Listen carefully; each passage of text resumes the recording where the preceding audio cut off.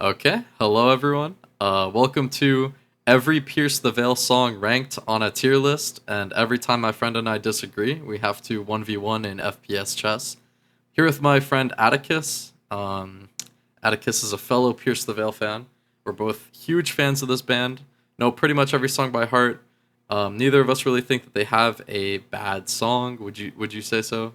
Yeah, I'd say so. There's some mid or kind of forgettable ones, but I wouldn't say any of them are like truly terrible. Yeah, yeah. And as a result, so the scale's a little skewed here. Normally, you'd get the full range of like S through F or whatever, but not here. We've got X here at the top. This is like a souped up S. This is like for those really special, like transcendental kind of songs, like one of a kind. You're not gonna find them anywhere else.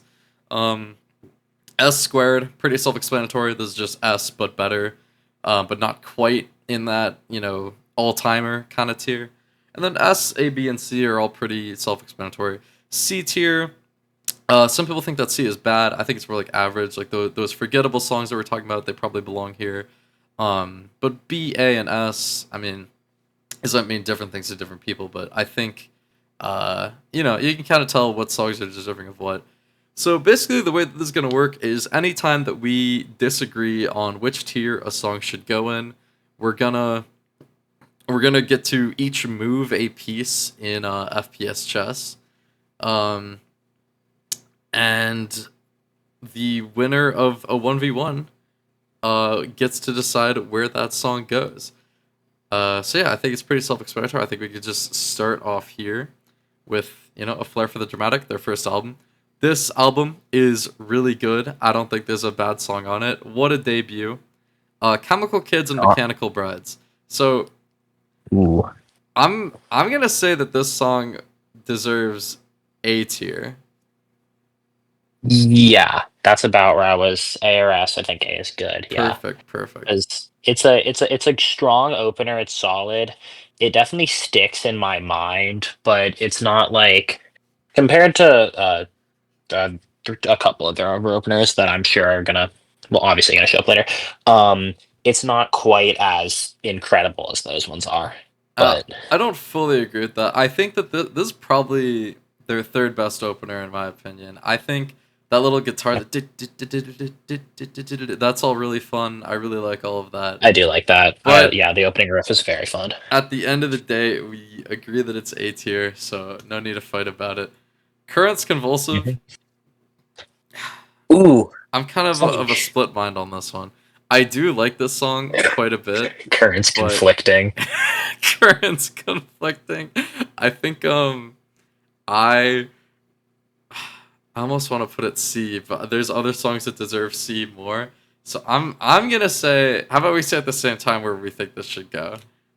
Hmm. All right, I think it deserves B tier. A.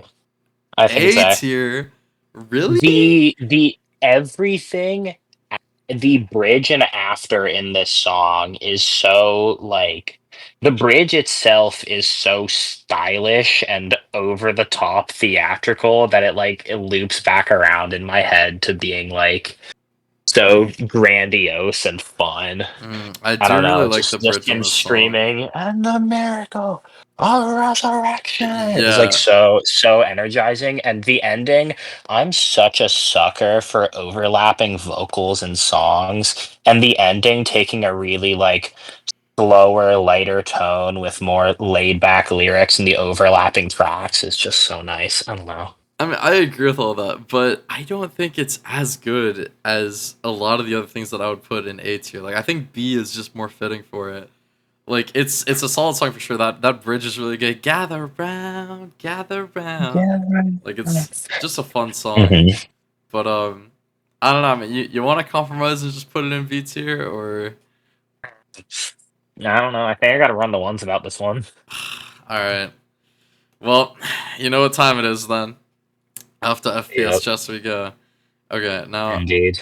Atticus is a seasoned FPS chess player. I very much am not. So This is season's a little excessive, but I've played this game a decent bit. I downloaded it today. I knew of its existence. I thought it would be like easy to like do some 1v1s on it, quick and dirty. Oh shoot. Can I even get back up there? Bro is abandoning.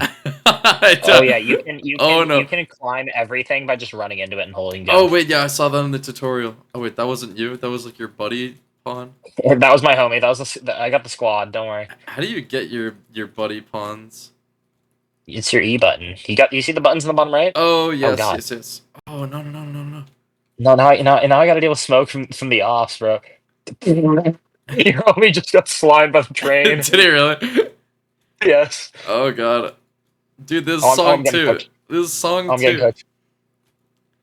We have to fight every Oh. time we can't compromise. Do you really want this? Yes. What do you mean? Do I want this? Your idea for a video, bro?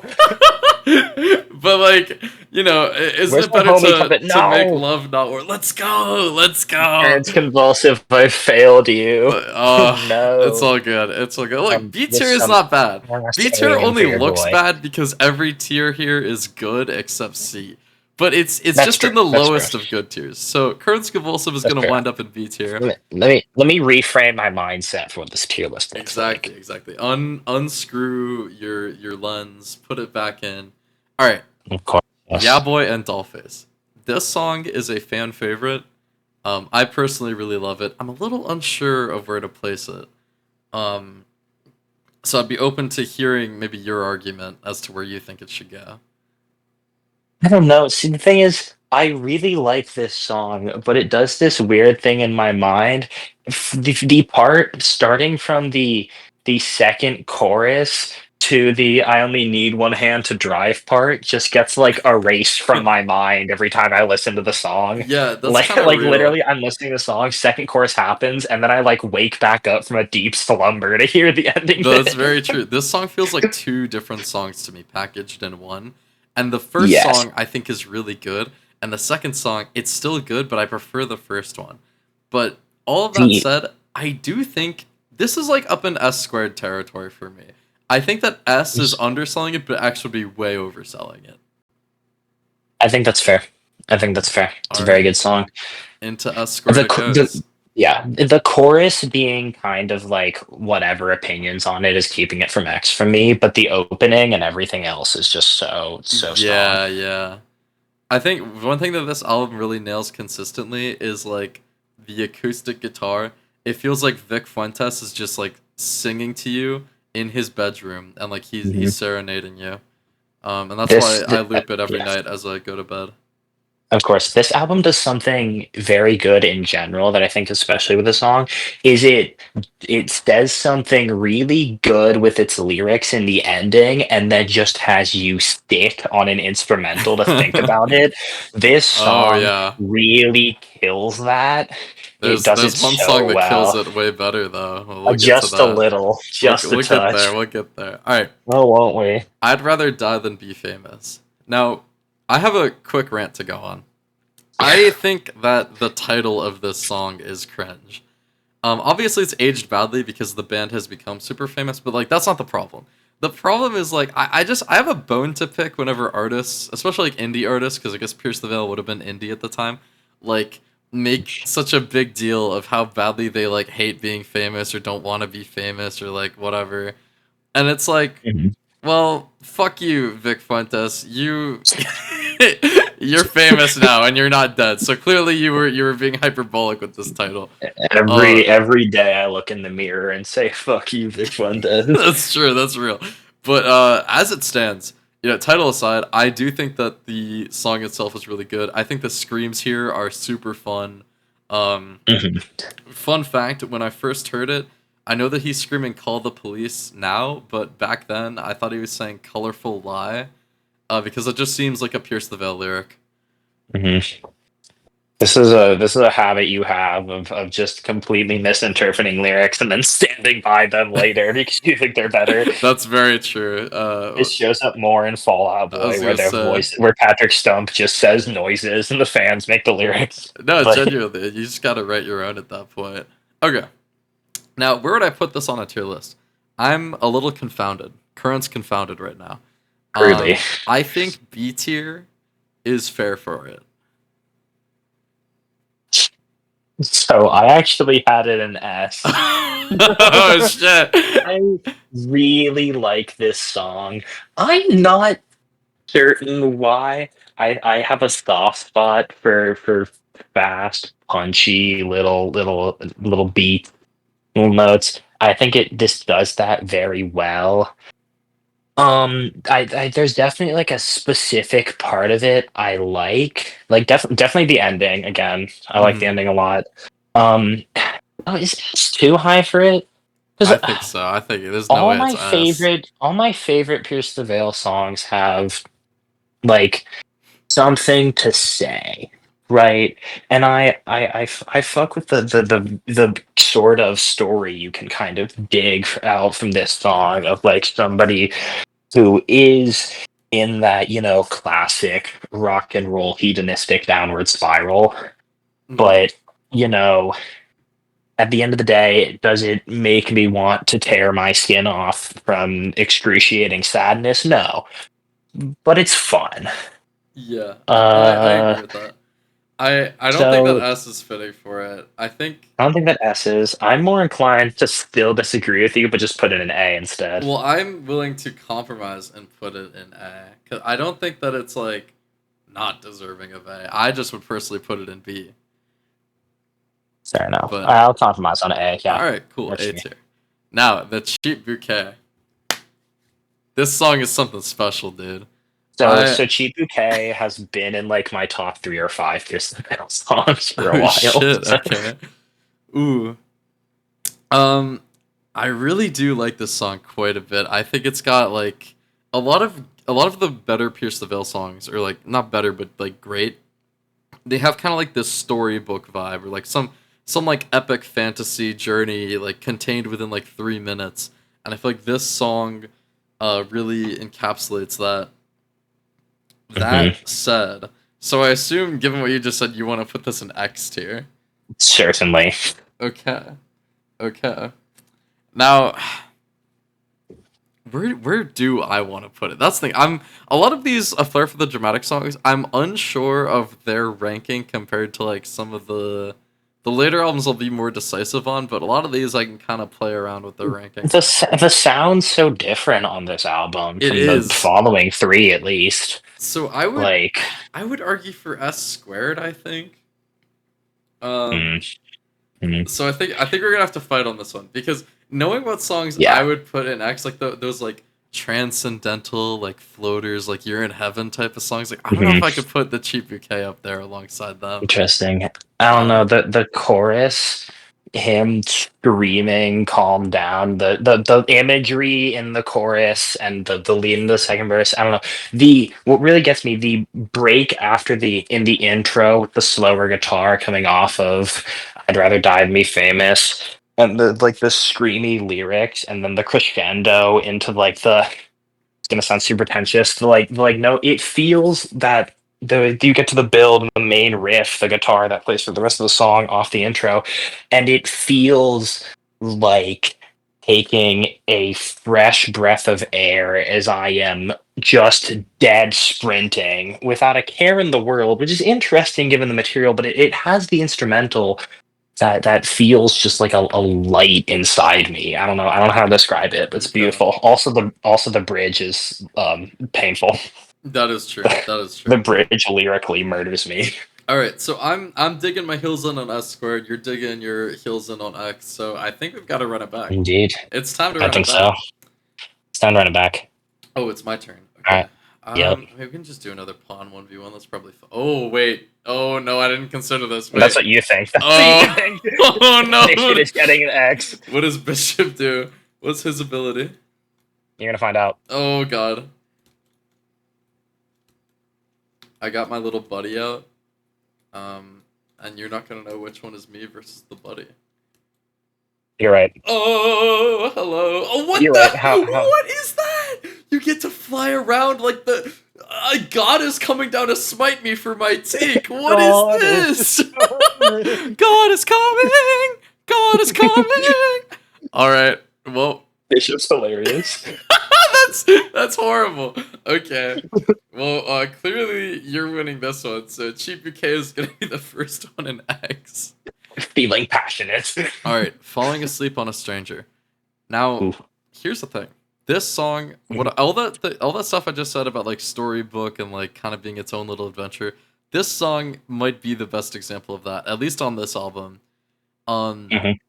there is a world where I put this S squared. Like maybe if I've listened to it a lot more, as it stands, Mhm. I would probably put it S. That's fair. That's about what I was thinking too. Yeah. Okay, It I'm glad we're in the agreement. mhm. Oh yeah, you had more to Feels say there. very, very, very soulful. Very well, not like necessarily laid back. None of their songs are really laid back until we get to the fifth album. And Vic Funta says, "Fine, I won't scream on one song." Real. Um, but but I don't know. The intro it sets a tone in the song that it follows very well. I Yes. think Well, you just the longer know, this song is so good, man. I it think S is is. the perfect spot for it. Hmm. Hmm. All right, she sings in the morning. I'm not gonna lie, dude. I forget how Um, this one goes, which means we're gonna have to get our first temperature check. Right, I bring up it's Amazon Music and I let's hear this one. Okay, so usually in a song when I hear the first few seconds, I'm like, oh, it's that one. But with this one, I genuinely have no idea what comes after. What this is, and I must say, definitely my least favorite on the album. how Not does the chorus not go? really my Like, favorite. Oh God, oh my, it's I can hear it, but I don't know oh, I don't it's know what this the one. lyrics is. Okay, yeah. This song, it's not bad. I definitely agree that it's like the most forgettable. And for Hmm. that, I would probably argue that it's a C tier inclusion. I think in a full album run through, this song is pretty good. And honestly, even if it like came on to my shuffle, I would still listen. But I just think in such a stacked album, it Hmm. falls a little short compared to the others. Yeah. Initially, my opinions on this song were very, very kind of cold. It's warmed up on me since, it will say. But like thinking about this now, the fact that I can only hear the rhythm of the chorus and I have no idea what the actual words are, like Hmm. that's got to say something. I think C is valid for it. Yeah. All right. It's just a decent song. The balcony scene. This song is really good, You dude. you were talking about floating earlier. The intro instrumental, bro, Let's just get a bro. temperature check on that real quick. You know, That's remind us what that's just exactly that sounds like. Oh, it's so good. Every time I hear it's it, dude. Oh my Starry Night god. Above Me. For I've said this a lot. My favorite thing about this song, other than obviously the intro instrumental, I have never had a song match its title so well. Oh, that's It true. feels like it's out at night. I'm standing out on a balcony, probably alone. Heavy wind is blowing, stars in the sky Big overhead, Undertale no vibes on this clouds. one. Yeah. Battle Against a True Hero, definitely, yeah. For sure, for sure. I wouldn't be surprised if Toby Fox took some inspiration. Actually, I would. Toby Fox is way Toby too lame to Fox listen to Pierce the DMing Vic Veil. Fuentes. Hi, how did you do this? Yo, let me check your shit. Okay. All of this said, I think that this song is an easy S squared inclusion. Yeah, Alright. yeah, Alright, perfect. definitely. Drella. This is a certified banger. This is heat. This song's heat. But how heat is it? I think Is it- S. It's like this is a very solid, like through and through banger, and it's definitely better than like a lot of the stuff that I would put in A and B. But it's not Mhm. like I just think S is perfect for it. Yeah, I think that's the yeah. best ranking. It is a very good song. I'm banging my head. I'm feeling great. But what does it have to say? Do I know what the words mean? No. Do No, I need to? No. It's heat. and I don't understand why they named it Drella. I know what that title is and like what it refers to, but I don't understand the connection. But you know, Uh, it doesn't matter. something at some point in the song, I know he says, "But now that Cinderella's gone, she swallowed up the sun." And you know what? That's the closest we're gonna get to this title meaning anything. Oh, thank you, Vic Fuentes. We love you. No flair for the enigmatic, truly. All right, diamonds and why men buy them. I'm not gonna lie, I do like this song, but I feel like the only thing I ever remember about it is that outro. I saw the moon divorce the sky, or like however it goes, like that Mhm. that lyric. And bothered you the way he did. Oh, no. Oh wait. Oh, it's different in the outro though, because it's a slower instrument. Yeah. Yeah, yeah. Um. Yeah. I think it's pretty good. I will say honestly, my favorite part of the song might just be like that title. It's very ominous, and I don't know why for sure, but I don't Mhm. know. Um, all I this like that. said, oh, go ahead. I like that Drella leads cleanly into it. Oh, I That's do like cool. that Most too. most of their songs don't really do that, so it's nice, except for the ones that are obviously designed to do that. Yeah, we'll get there. But where do I put this one? I would I put don't it know. A, I think. That's fair. I feel like every time I listen to it, there's something I'm missing. Like I'm supposed to like the song more than I do. No, I kind But of I but kind of get what you mean. like I listen to it and it's like I don't get it. I don't, like it's good, but like Well, think A is fine. I think B is actually better than in that case. Cause like, can I Probably. honestly put it like next to Chemical Kids and Die Then Be Famous? Like, probably not. Probably That's not. the thing. Yeah. Oh, if it's next to Diamond, yeah, no. All right, B tier it is. Wonderless. What do I even have to say, dude? This song is Six. amazing. This is my favorite Pierce the Veil song. It might be in the conversation for like one of the best like rock songs of all time. Definitely like one of the best emo songs ever out there, or I like certainly post agree. hardcore if you want to be annoying about it. Like, regardless, this is an all timer. This is, I think, like when I think X tier, I think Wonderless. I think that Hmm. distorted guitar intro. I think those evil lyrics. I think the outro. I'm destroying what I Hmm. love, and then followed by that like minute and a half. It's so good. I hope to God Vic Fuentes did not cue in the band to the plan for that. So he just sat in the studio recording vocals, just moaning into the mic. And then the rest of the band, like, wait, it's Heat? Wait. They're like, hold on, just keep looping the instruments. Like, I don't know what he's doing, but he's cooking. He's cooking something. Improv, improv, improv. Yeah. No, hey, honestly, as good as that outro is, my favorite part of the song might be the bridge. I Yes. don't know. It's just I think even just like every bit of the song is just so perfect. Like, I don't care. Like, it's so good. Every part of it, Mhm. every single bit. So Yeah. much of this album is so fast paced and with particular tone, and then the start of this song hits and it has the slower instrumentality, and already it sounds like you're in just a hopeless wasteland. Yep. And you're like, well, but it's gonna pick up because all the other songs of the album do nope. Nope, it keeps that tempo and it Uh huh. holds to it like a motherfucker. I remember It at one point you and I were talking about this song, and I said something like, "It sounds like a song that is like trying to not exist. Like, it sounds like it's trying to delete itself from existence with like that hmm opening guitar. Just something about it. I don't know. hmm Very haunting. There's Very beautiful. a lot of emo songs like kind of revel in the like the emotion that they have, even the negative ones. This one just doesn't. Yeah. Okay. So we've got an even spread here, pretty good. Oh, by the way, I don't know if I Mhm. clarified this to the audience earlier, but like we're not ranking within the tiers. We're just kind of like giving each of them a letter grade. So we're not gonna like move them around. As much as I would love to put Wonderless up here, we're gonna be consistent. Just kind of keep them Mhm. as they are. So like each album, they'll be divvied up that way too. So yeah. Yeah. So, Now that said, we are moving into a new album, Selfish Machines. This is an all timer. Might be my favorite Pierce the Veil album. I think I I, kind I of, I think it's mine. yeah, I kind of flip between like this, Collide with the Sky, and honestly, Mhm. dude, the Jaws of Life. The Jaws of Life is really heat. Really? I might get You some think backlash for that, but that you know what? I'm not, and I'm with you there that it's a better album than people give it credit for. I don't know that I yes, would say it's in the running for my favorite, but it's good. And it. if you're in the if you're watching this video and you are part of the hive mind slop fed consumerist who think that it's just a terrible album because it's different than the other stuff they've made, I need you to go back and re-listen to the album with fresh eyes and ears, please. Yes, I agree, wholesale. Um, that said, we'll get to all that later. As for now, Selfish Machines. This album is really good. I think ranking it's gonna be super hard because like all of these songs are so consistently good.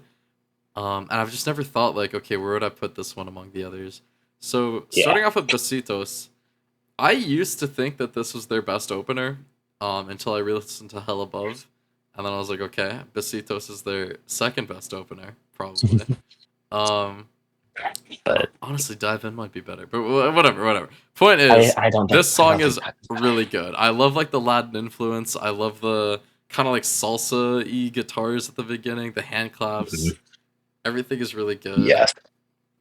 The energy is beautiful. The I know I mentioned overlapping vocals. The other thing I'm a sucker about in songs is sudden tempo changes and the like, especially after the bridge, but it does this in everyone. The like grinding guitar note into a slower tempo for the chorus to like put more emphasis on it. I don't know, it eats. It's so good. Yeah, no, I completely agree. I think I would put the song S squared. It's Yes. definitely better than S. I wouldn't say it's quite transcendental. I think that intro would be X tier on its own. But like the whole song, not that like it gets worse as it goes on, but it's just like I Yeah. think there's better songs The out there. the intro and the very end of the bridge where I don't know what possibly inspired those lines. I don't know where he got a diamond bullet and a gum and a gold from, but Yeah. it goes crazy. All right. Southern Constellations plus The Boy Who Could Fly. I'm glad that the person who made this tier list is less cowardly than Vic Fuentes and put these songs together instead of splitting them up. Really. Um, Really, I don't know. Southern Constellations on its own would still rank pretty fucking high. it would, it would. Now, okay, where am I putting this though? I feel like that chorus, don't rain on my parade, like very very strong stuff on this song, but like, is it as good as a lot of the stuff that comes later? Like, probably not. I honestly might go with A for this one, maybe S. S or A, I think. Lyrically, it resonates very strongly with me, Yeah. especially the first verse. Oh wait, that second And verse. the second, the yes, the break going into the second verse, the poetry section, as the rain Yeah, falls like shattered pieces of glass to the sky. I'm just such a poetry nerd, and yeah. that like strikes all the right notes for me. That moment, I think, actually makes me turn my eyes and say it's definitely S tier. Yeah, yeah. Perfect. Okay, Caraphernelia. This song is a banger. People will Mhm. say that like it's overrated or it's overplayed or whatever. I don't care. I think that this song is amazing. I honestly would argue that it's S squared. I would too. I would too. It's just so self-indulgently like everything that emo is screamo, I would even say. Yeah, But I think like that chorus. Maybe like with mhm, repeated listens, it has lost its impact a little bit for me. But like, there's no getting over the first time I heard it, and the bridge, and the outro. What if I don't even want to? Like, oh my mhm, god, that's amazing. mhm.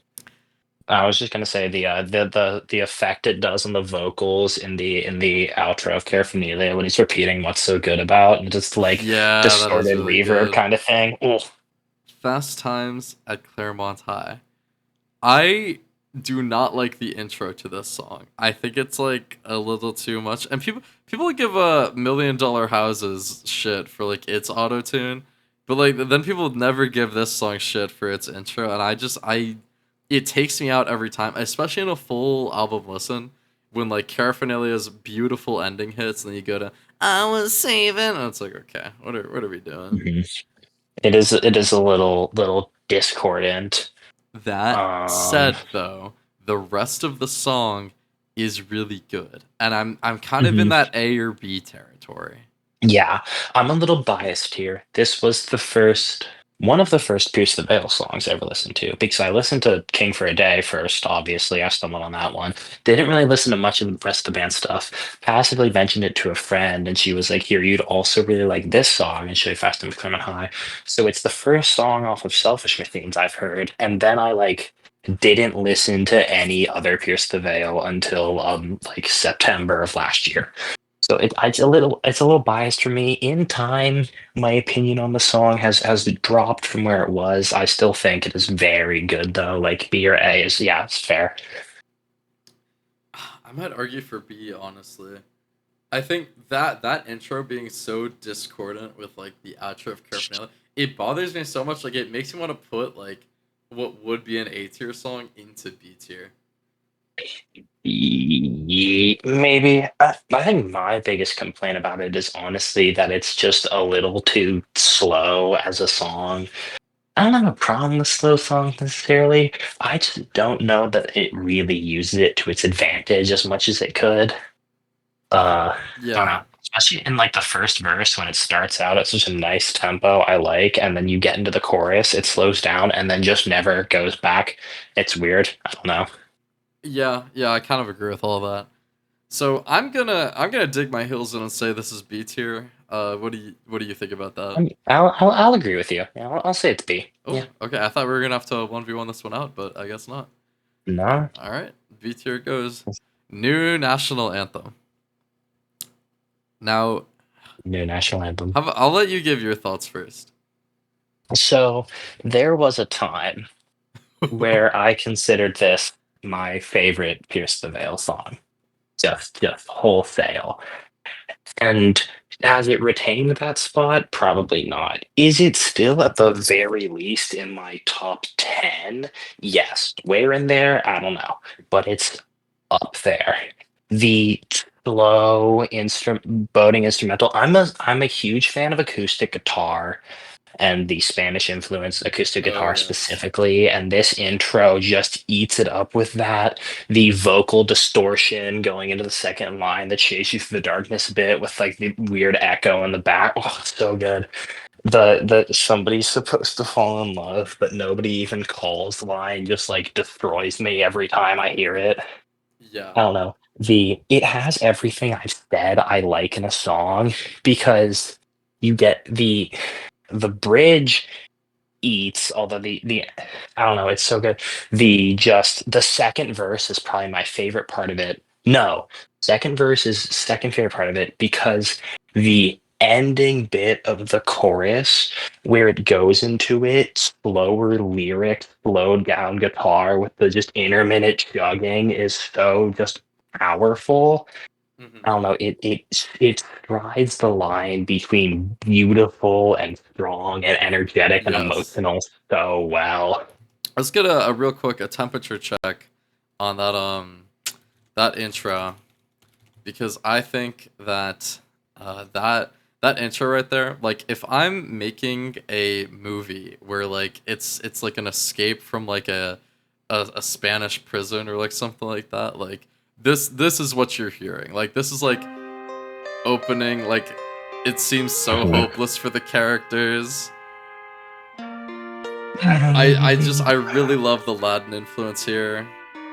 Mhm. Um, it just kind of builds upon itself slowly. It It has really like feels hopeless, but then you get there.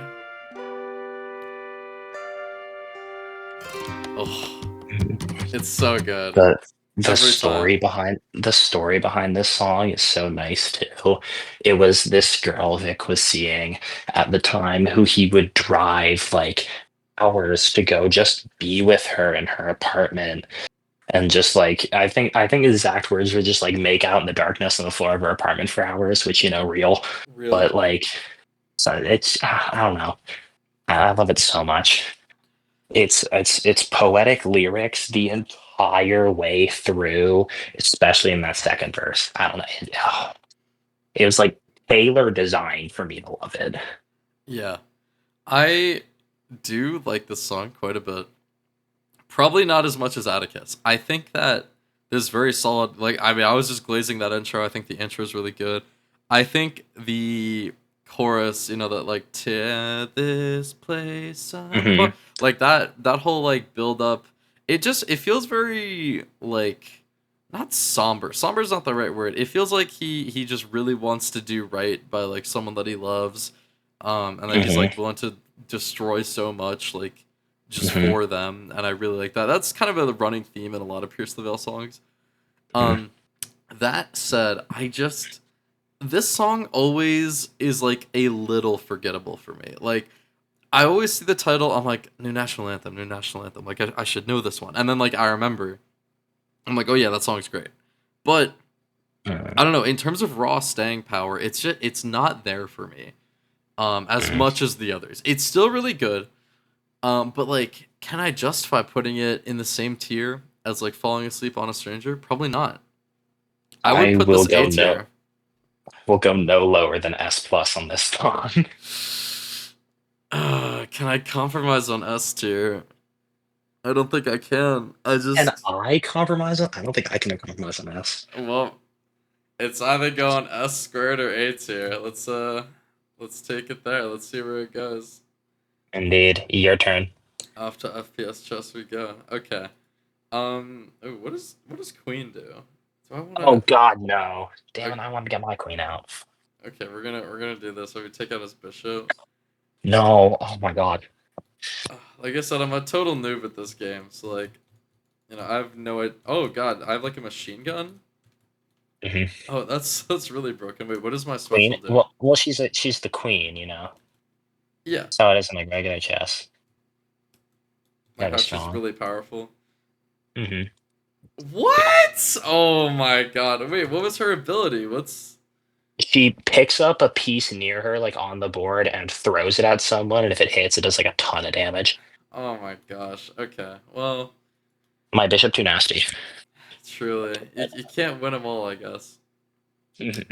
All right. Well, new national anthem gets to go in S squared, I suppose. Fantastic. Bulletproof Love. I will make a strong case for this song going into X tier. I think that Okay. its overall sound, it's just like if anyone has ever felt the feeling of being in love, it is like distilled down into this song. Like that like bright pink happy feeling and just like oh my god, like everything's going to be okay. I'm so in love at the beginning at least. And then like oh the verse I want Mm. to hold your hand so tight. Like oh, I could never do it justice. It's so good. And I think on the crown jewel of this song for me, there's so much love in every single part of it. But the one that gets me like coming back to it, the thing that I think about every time that I've had a little too much to drink, or every time that I'm outside staring at the moon in a little bit of a forlorn manner, there's nothing to do but scream at the drunken moon. And Mhm. then that followed by that extremely raw scream. This song Yeah. is so good. It might be my And favorite on Selfish Machines. It is my favorite on Selfish Machines for sure, for sure. the raw scream isn't even what does it for me, and it's not even the scream in the darkened moon pit. It is the broken way he says there's nothing to do but tear my voice apart. Oh I don't yeah, know, man. It would be an S plus song if that was not in this if that was not a lyric, but it is, so I'm willing to agree on X. let's freaking go. X tier it is. This song is amazing. I think it's one of their most listened to, right? Like it's a popular one, right? I don't know. I haven't I'm gonna pull up Spotify right now and check the fucking view counts. I think Caraphernelia is listened to more for going by the Probably, album, yeah. which I feel like I get why it's the most popular on that album, but like it shouldn't be. I think Caraphernelia is well deserved of it. I would be shocked if Bulletproof Love was not popular. Um, I hope that it is because, like, man, what a song! I hope that the Yeah. masses enjoy it as much as I do. Their current oh yes, Bulletproof Love it's at number 10 on their popular Let's go. page and just a little bit below Caraphernelia. Hold on, let me pull up Selfish Machines itself. Uh, yeah, Bulletproof Love is the second most listened to song of that album by a Let's go. wide Let's margin. go. It is Caraphernelia, Bulletproof Love, and then nothing else even comes close in terms of listens on the album. Yeah, that makes sense. Wait, why is Sky Under the Sea the least listened to song of All the right, all album? right, all right. Come We're on, getting there. We're people. getting there. We're getting there. Okay. Come on. Now, stay away from my friends. This song I think is a great role player. If you are in the mood for it, or during a full album run, I think that this album is not complete without it. Mhm. That said, as the saddest song, or at least kind of the most like empty, most slow, most mood based song. I can't really Mhm. justify putting it higher than A because honestly, like as a role song, I don't think like Pierce the Veil has sad songs. Mhm. Here's the thing: if I'm sitting there on my playlist for my emo playlist that I haven't gotten around to making yet, but let's say I am, or my autoplay, and Stay Away from My Friend comes on, what are the odds I'm actually gonna listen to it instead of being like, man, I'm just not in the mood for this right now and skip it? What are those odds? I don't know. Great question. Probably like a 50-50. Like a 50-50. But I'm saying Oh, like that's interesting. For you me, like I feel like it's way lower. Like I'm very likely to skip it if I'm not in the mood for it. it's still a good song, but it's Oh not yeah, it's not even that I'm like it's gonna put me out of my mood. It's just not gonna hit as hard as it would normally. So I'm like, well, I'd rather be listening to a different song. But half the time still like, but it's a good song, but as well. But yeah, that's so also a it's great it's point. conflicting, Current's conflicting. Um, truly. I'm gonna say A tier is where I would put it. I think so. I think that's valid. Okay, I'll agree. then we can agree on that. I don't care if you're contagious. You love this song a lot more than I do. I do really like it. I really love it even. I'd say. Where would Hmm. I put it? Where would you put it? Let's hear your argument. Where would I put it? Oh, probably A or S. I want to just like stay F. Again, fast, punchy song. The story behind it, I like this one a lot. This was written about someone, a fan of the band told Vic a story, or not a story, but told Vic that her boyfriend, I believe, had who she would listen. They would go to Pierce the Veil concerts a lot and listen to them and really liked the band. Her boyfriend died, I think, in like a car accident or something, and Vic was like really moved by this story and wrote the song from the perspective of the boyfriend, like wanting to still be with her from the afterlife and like watch over her and take care of her. And it moves me in a way that like I already liked the song, but the enhancement it gives from that adds an extra emotional weight to the song. Whereas otherwise, I would probably mostly appreciate it for the fact that it's a bop. Yeah. Well, all that said, I could probably get down with it going in S. Like it is really good. I don't think it has the same sauce as the songs above it. All right, S tier it is. Disasterology. I would argue S squared for this one. I think the second verse in this song is an all timer. I got a million different Mhm. girls that hide under my bed. Oh, and then When I'm out, they what a treat me right. waste! What a waste of a perfectly good clean wrist. You were screaming till the police Mhm. came. Just really dark and yet at the same time Mhm. like compelling Yeah. storytelling in this song. This is another one of those like Mhm. storybook kind of songs where you just Mhm. you learn so much about like Also, the singer and his mindset in this song. I also want to shout out also that chorus, the "Can we create something beautiful?" Very good, very great. Um, yes. and Most interesting song instrumentally, sonically, I think, on it. yes, Most unique. It does a lot of very weird kind of stuff that I really dig. yeah, that those Uh, opening beat boops, I would also like to shout out. They're very mhm. fun. Yes. So I'm gonna say S squared. That's fair. That's fair. A little dour for my taste, stopping it for being X, but heavily underrated on the album, I would say. Whoops, let me put it there. Yeah, I agree. Now, speaking of underrated or perhaps overhated, Million Dollar Houses the Painter. I think this song is a jam.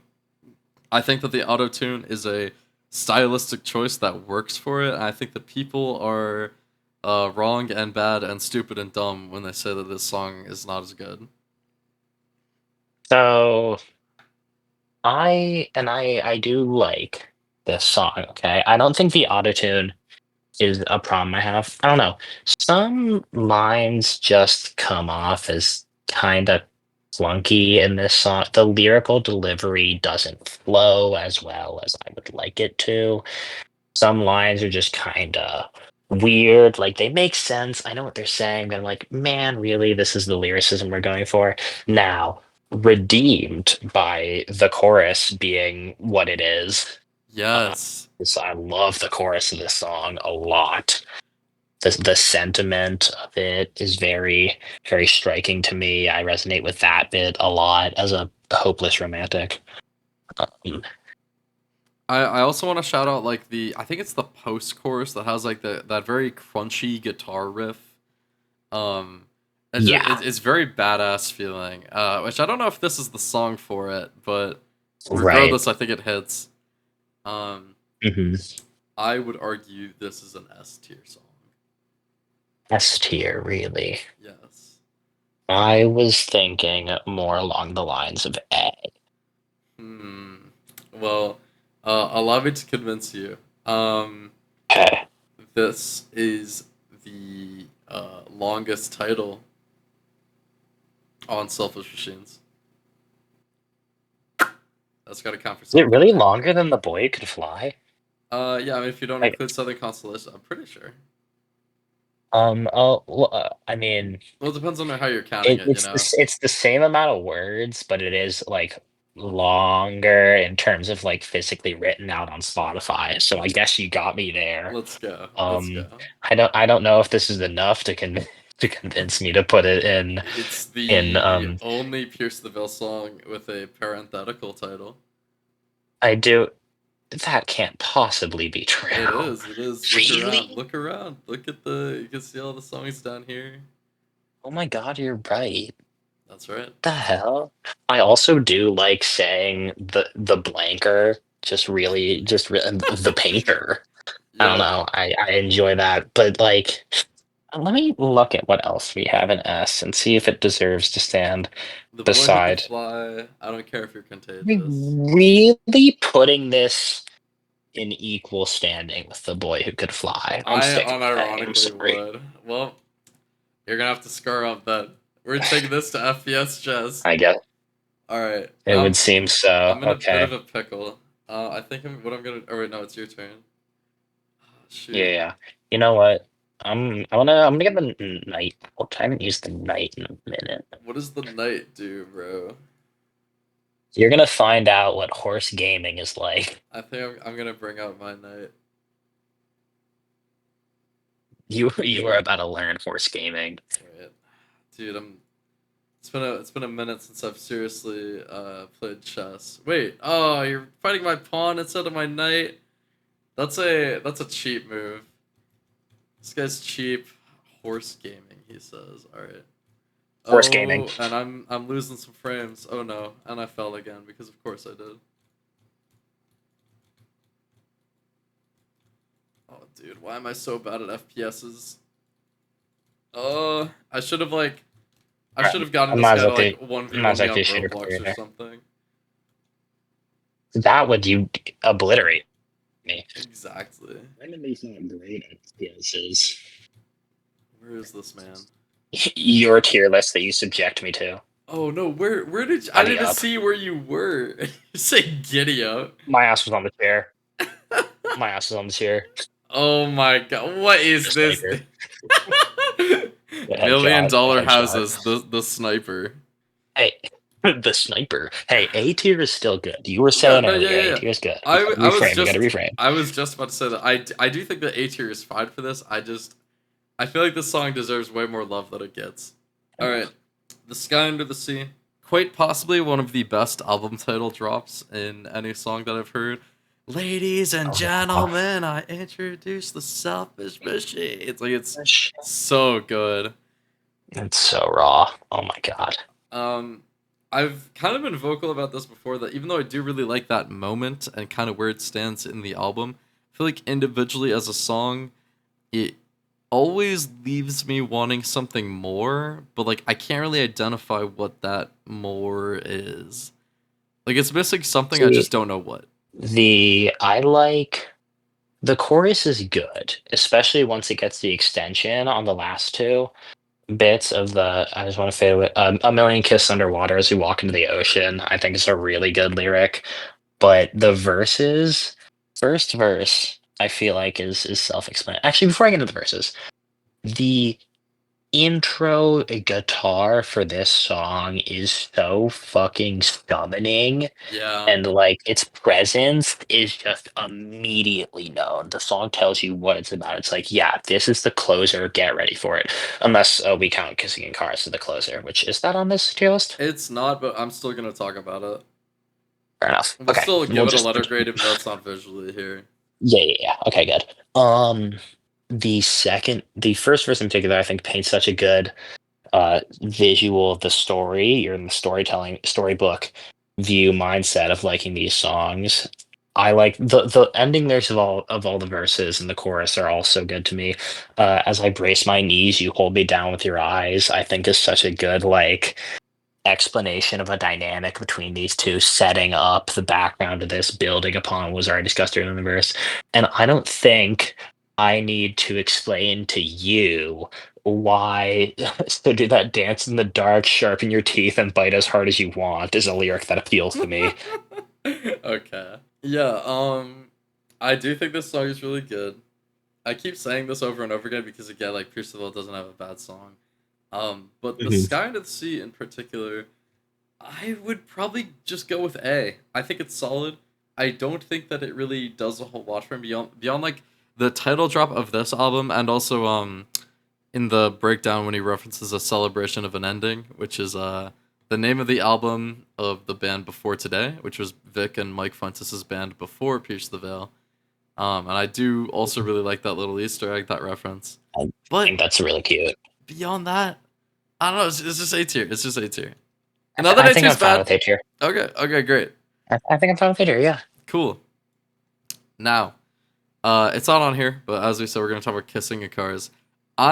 There's like a part of me that almost thinks it could be X. Like I feel like if let me set the stage for you. Yeah. Let's say that like I went on a date with like the girl of my dreams, and then like at the end of the night we're outside her place. I'm dropping her off, and we share like a nice kiss in her car Mhm. or in my car rather, and then she Yes. leaves, and then I hit autoplay on my Spotify, and Kissing in Cars comes on. I would be like, okay, this is transcendental. This is an X tier song. Or even better, if the song Yes. were playing during such an affair, I think that would be perfect. But as it Mhm. stands, I really can't justify anything higher than S squared, but I think that's a perfect place for it. Yeah, I the title alone for me specifically, this is a real those who know moment, but the title specifically and also the line second chances won't leave you alone really just kind of wake me up every night to like strangle me personally. So, I have that going. I think S plus is a fine spot for it. I agree that an argument could be made for X under very specific circumstances, but I think S plus is good. Cool, cool. Also, I'm getting a word from the audience that it's S squared. S square. Yeah. Oh, did you call it S plus and then I did, or Nope. did I just do Nope. that because I'm That's just stupid? you. That's just you. I would never make Oh, such a okay. mistake.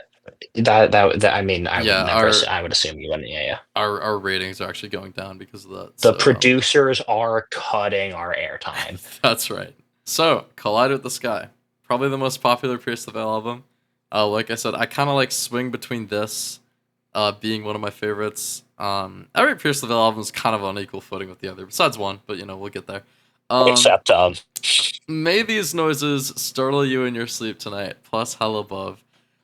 First of all, let me just say it is criminal that there is no version of this song or songs on Spotify where they are stitched together and you can just have them like that in a playlist because you either have the option of you're listening to this song on shuffle and May These Noises Startle You in Your Sleep Tonight comes on and you're like, oh shoot, I gotta queue up Hell Above right after, or the song is just gonna end with no resolution. Or you get the utter delight of you're jamming on your playlist, and then all of a sudden Vic Fuentes comes in screaming "Ah!" at you out of nowhere, and you just gotta live with that now. You've just been launched into hell above out of nowhere. This is your life now. Victor is at your door. Will you answer? Now, all that said, I think that this song, or songs, I really don't know how to think about it because I kind of do think it made these noises as a separate song, even though like it's clearly not.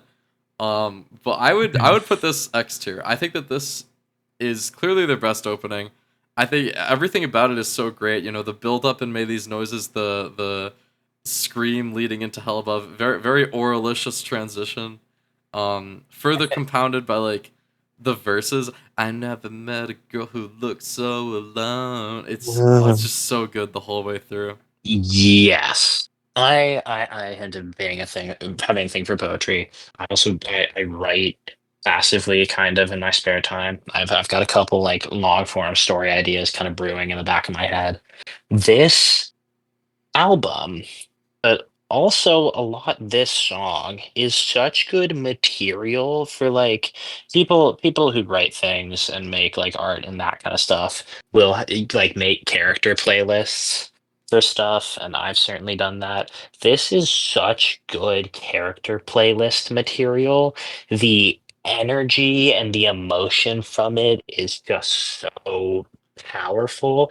I think first time I listened to it didn't catch my attention. Second time I listened to it didn't catch my attention. Third time I listened to it, I was like kicking myself. So, like, how did I not like get this? What was I missed? How did I Yes. miss this? I think X is perfectly good for it. Yeah. I also just I want to think shout out like the line with heaven above you, there's hell over me. I just the visuals that I get from that, it's just compelling. A very compelling song for sure. mhm. Now, on the matter of storytelling, A Match into Water, I think that this song is great. The lyrics are just peak. I believe it's about his ex girlfriend who had breast cancer, and kind of fighting Yes. through that. Mhm. I never want to Isn't lose this my the best what? friend. Wasn't this the same girl as Caraphernelia Yeah, too? which is really funny. At least this is what someone told me, is that Caraphernelia is obviously about a girl named Kara, and apparently Kara is also who A Match in the Water is about, which is really funny because not one album ago he is screaming about how he doesn't want to fix things with her. And then here we get I never want to lose my best friend. Like what, make up your damn mind, Victor. What's going on here? Um Truly. I do gotta say, the bridge is for sure a highlight. Probably one of the best moments on this whole album, or of just any Pierce the Veil song in general. All of that considered, I'm gonna argue it goes S squared. Yeah. Yeah. That's fair. That's fair. All right. I think if you don't, here's the thing. I will defend this song very hard because my friends in a different group that you would not know in a reel, the bridge to that song is fucking hilarious taken out of context. And they have only heard the bridge to that song from a fucking reel about car racing. A dude like racing someone in What? his car. It was like an incel. It was fucking hilarious reel. But now, anytime I bring up emo or specifically Pierce the Veil, one of them will invariably just in the Tom DeLonge pop punk voice just scream, "She's mine!" And I have to go on the back foot and be like, "No, in context, you have to understand. It's good. I promise. I It's promise. This song's not corny." goaded. It's not. It's not.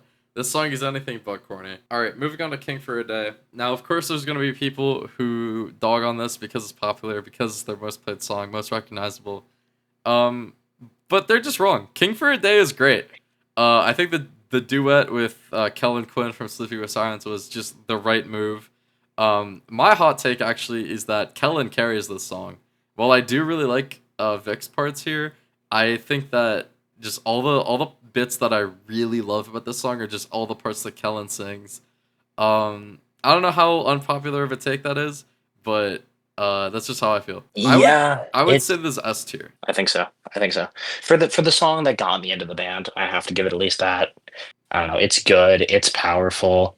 It's everything. It is so quintessentially its genre. Like you just gotta respect it. Yeah, the only thing I would say is like it's a little too different from everything else on this album, and definitely it's too different from any other Pierce the Veil or Sleeping with Sirens song to the point where like when I first heard this, I then wanted to listen to more. So I listened to Collide with the Sky. This was like way back when, like 5 years ago probably. And I couldn't Hmm. really get into it. It wasn't really my thing. But I've since come around, and I think that because of like all the stuff that I just said, a lot of people would say like, no, it's not that good. But not. S tier is the perfect spot for it. All right, now Bulls in the Bronx. See, I used to have a controversial opinion that this song was overrated, and I would like to defend that take real quick. I think kind of what I was just talking about of like it was hard to get into Pierce the Veil following King for a Day.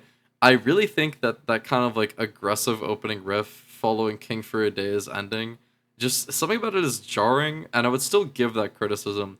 But one day I woke up and I saw the vision.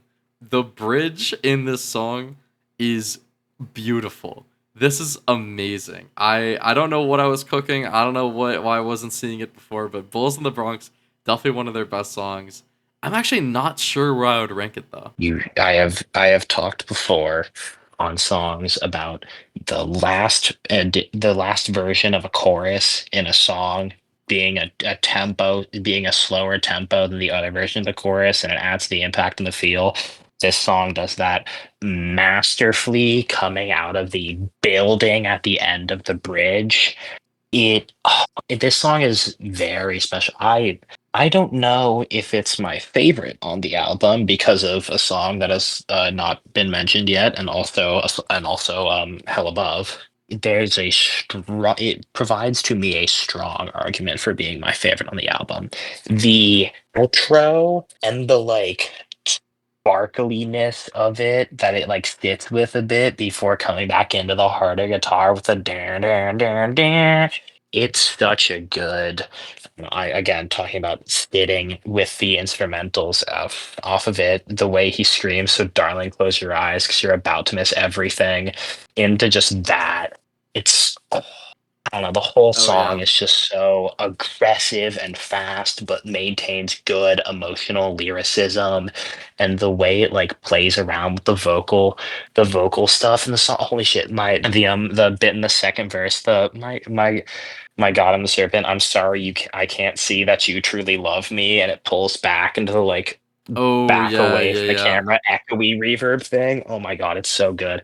Just the it's sporadic, but not in a way that feels out of control. Yes. Like it's still put together, well constructed, smooth, but it's like bouncy and varied and delicious. I'd also really like to shout out the kind of like overlaying vocals part in the bridge. It's buried in the mix, but like the spoken word. I'm a big fan of spoken word. The spoken word by Vic in the chorus in the background is like so There's a compelling. spoken word bit. Yes, it's like buried in the mix, and it's behind everything. The The chorus of the lyrics bridge. in the bridge during the "Please don't take the Yeah, sound." yeah. Yeah, yeah.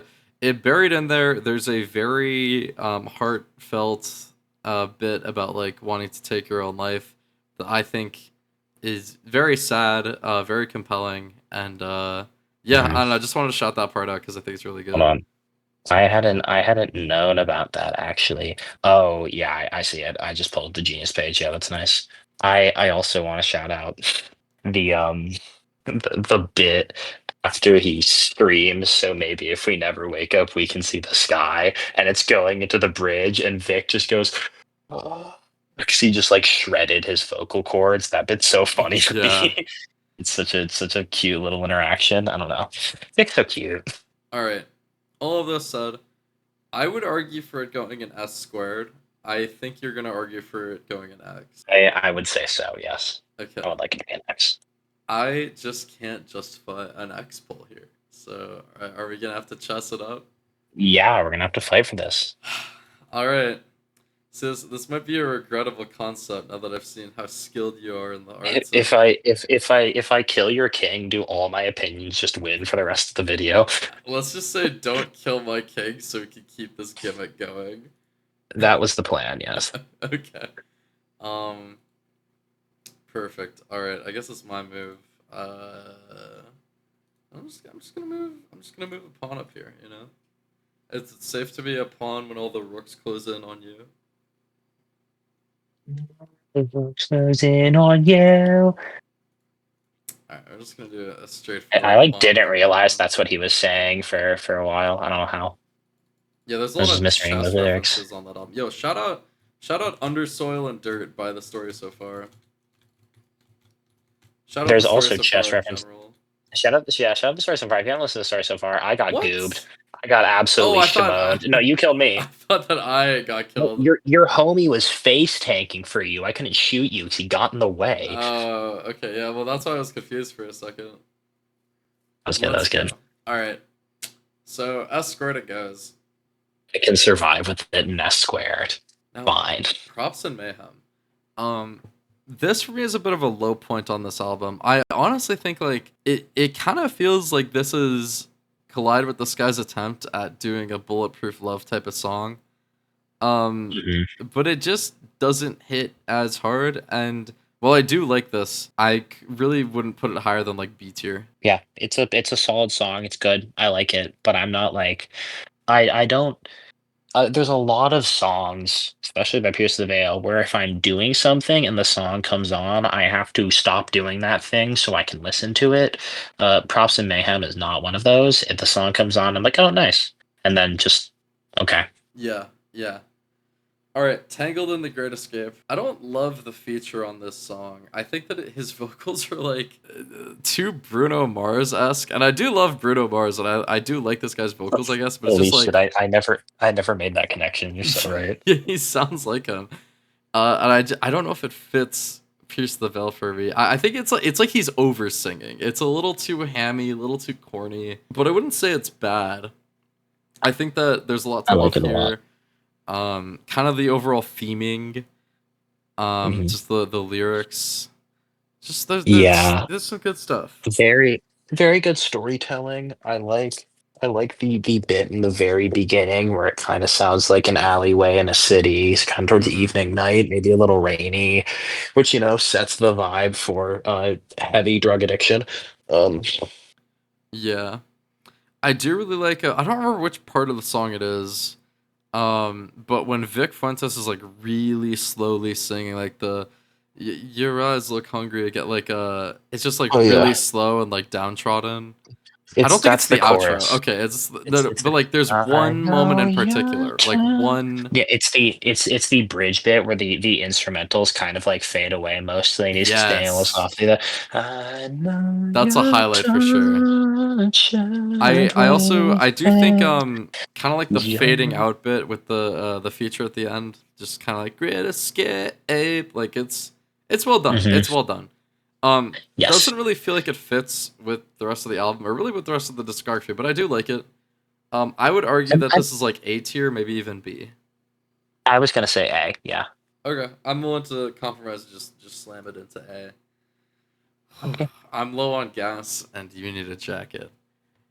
This song is criminal. Uh, the opening of it kind of had me thinking that it was gonna be like weird, with like the I don't even know what instrument it is. It sounds like they're hitting like bamboo sticks or something. Yeah, the reverby kind of percussion. Yeah, I don't know what that is. But the chorus, man, It's keeping like the drum. happiness and torture me. Oh, dude, it's and you know what the most horrible part is? The most criminal, Is gut it? wrenching, Is it the? awful, Is it? terrible, no good, very bad. And The I will soon forget the mhm. color of your eyes, and you'll forget mine. Yeah. Yeah, that bridge is so evil. Look, anyone out there who has ever like fell out of love with somebody or like Hmm. it just didn't work out with someone who you wanted it to, like that line is gutting. Just like the realization of like, oh yeah, like you two will start to stop meaning as much to each other and things don't seem as Hmm. important. The oh man, There is a I think I could there's write like a whole like page, 2 3 pages worth of like why that particular line is so gut wrenching. the this song dances through like all the emotions after of going through a breakup so well. You get the acceptance of like the like afterwards, oh, but this is the person I loved, wishing them well of with the like, I guess it's time to say goodnight. I hope you had a really good time.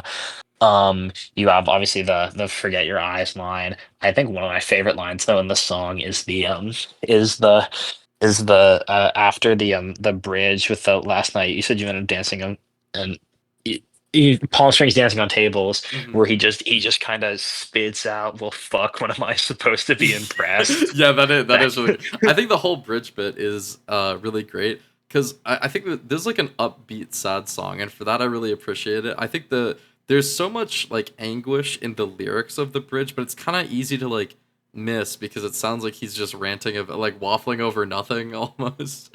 And I Hmm. really do love that about it. I also love the I almost fought some bitch at the club.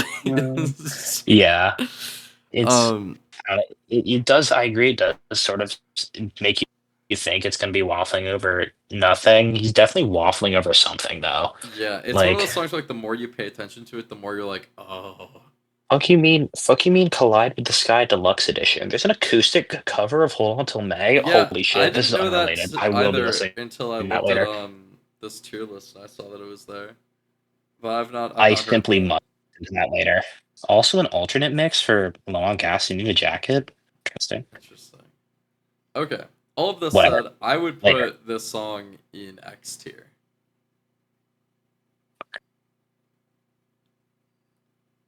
I'm sensing Hmm. some I hesitation. was I was thinking S squared. You have sung the praises of this song many times. And I like the tone of this song. I like the lyrics a lot. I think it is incredible.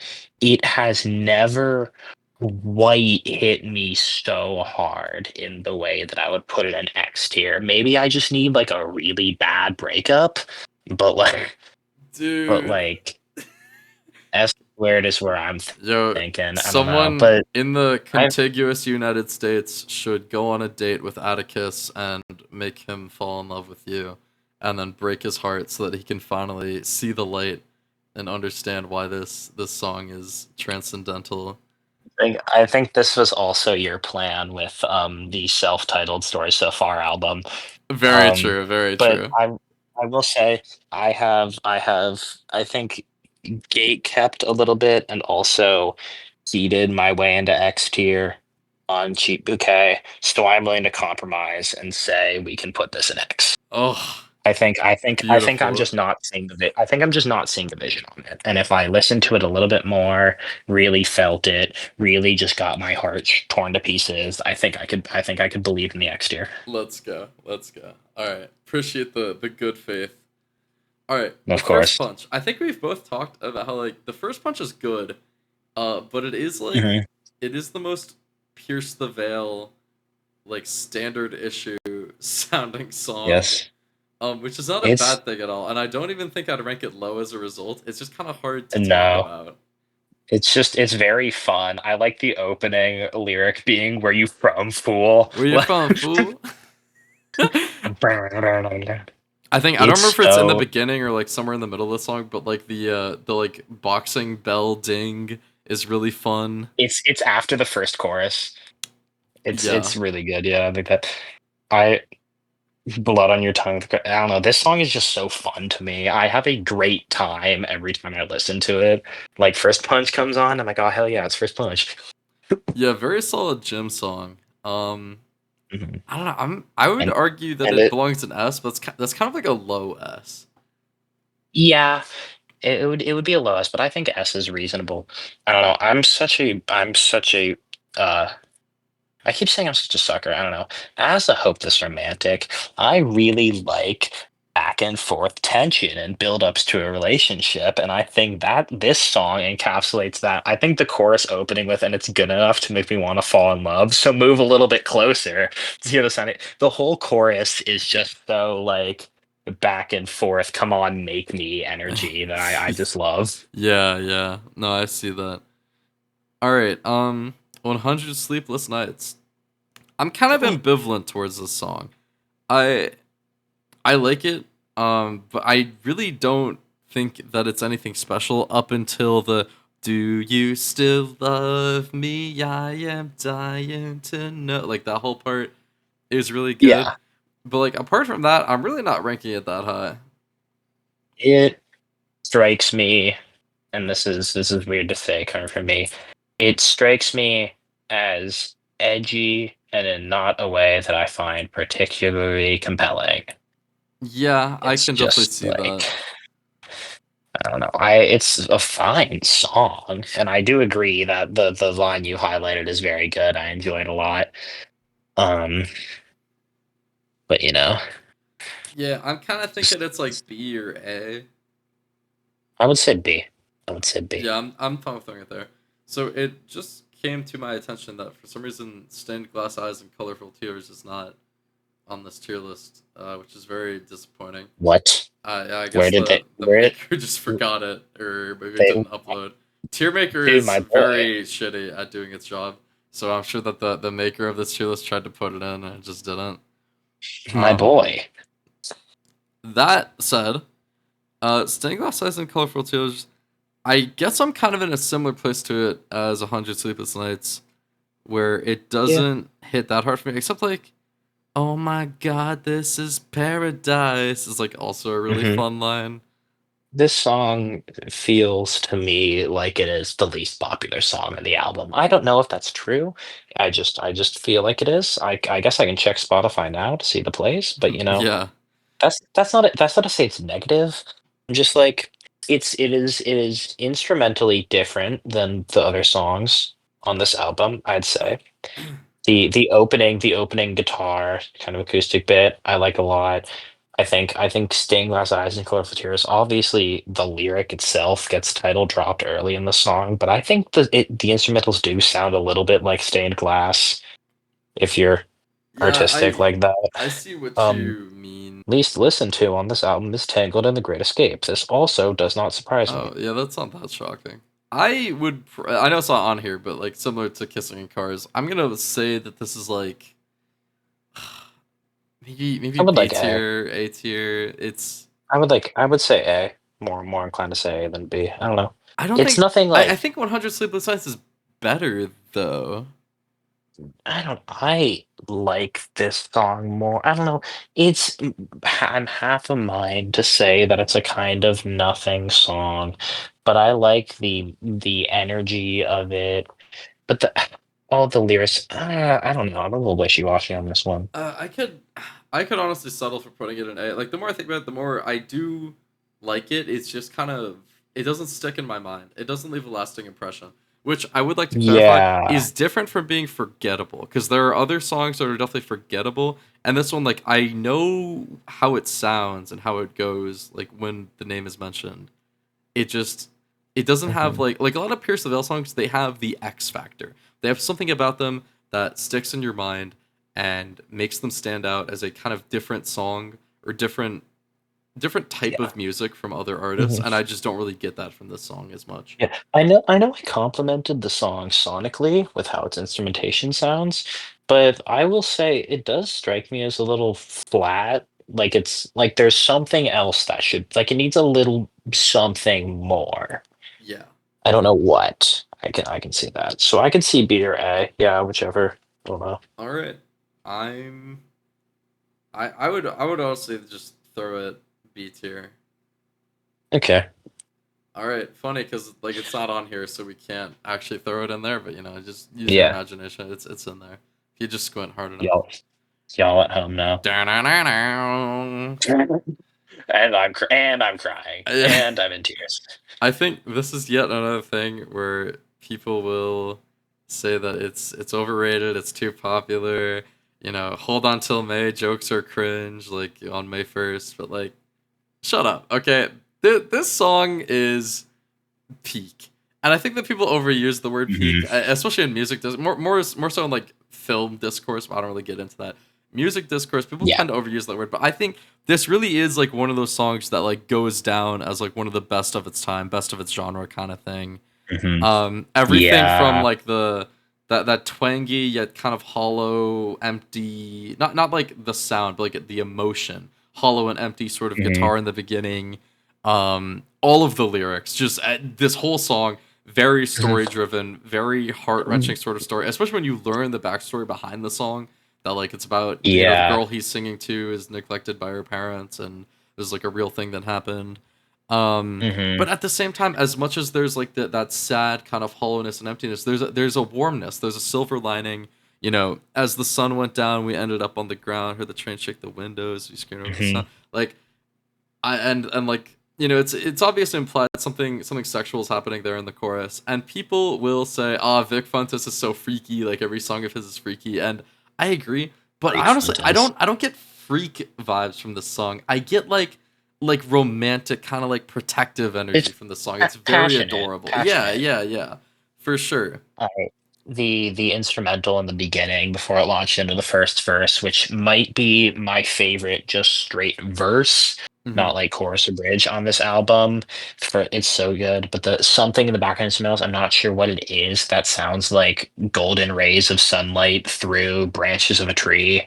But Yeah. like, man, it's so good, and the opening lyrics just so poetic, so beautiful. I Oh my I god, almost like the second he's. verse more though, with like the no, don't be crazy, yes, like I Mhm. just because the first verse is very like forlorn and sad in a way, but like yeah, there is that silver lining, and in verse two, like it- it's like the singer kind of realizes that like Mhm. he can't also be in that headspace because like he loves this girl so much, Yes. he wants to help her so much, like he needs to kind of snap Mhm. out of it.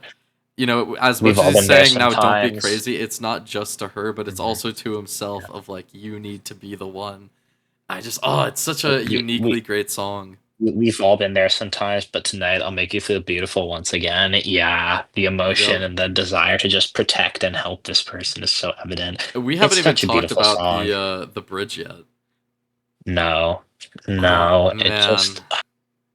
if we wouldn't get copyright claim to hell and back, probably to hell above, if we put the whole bridge in this song, like, man. Occurrence copyright infringement.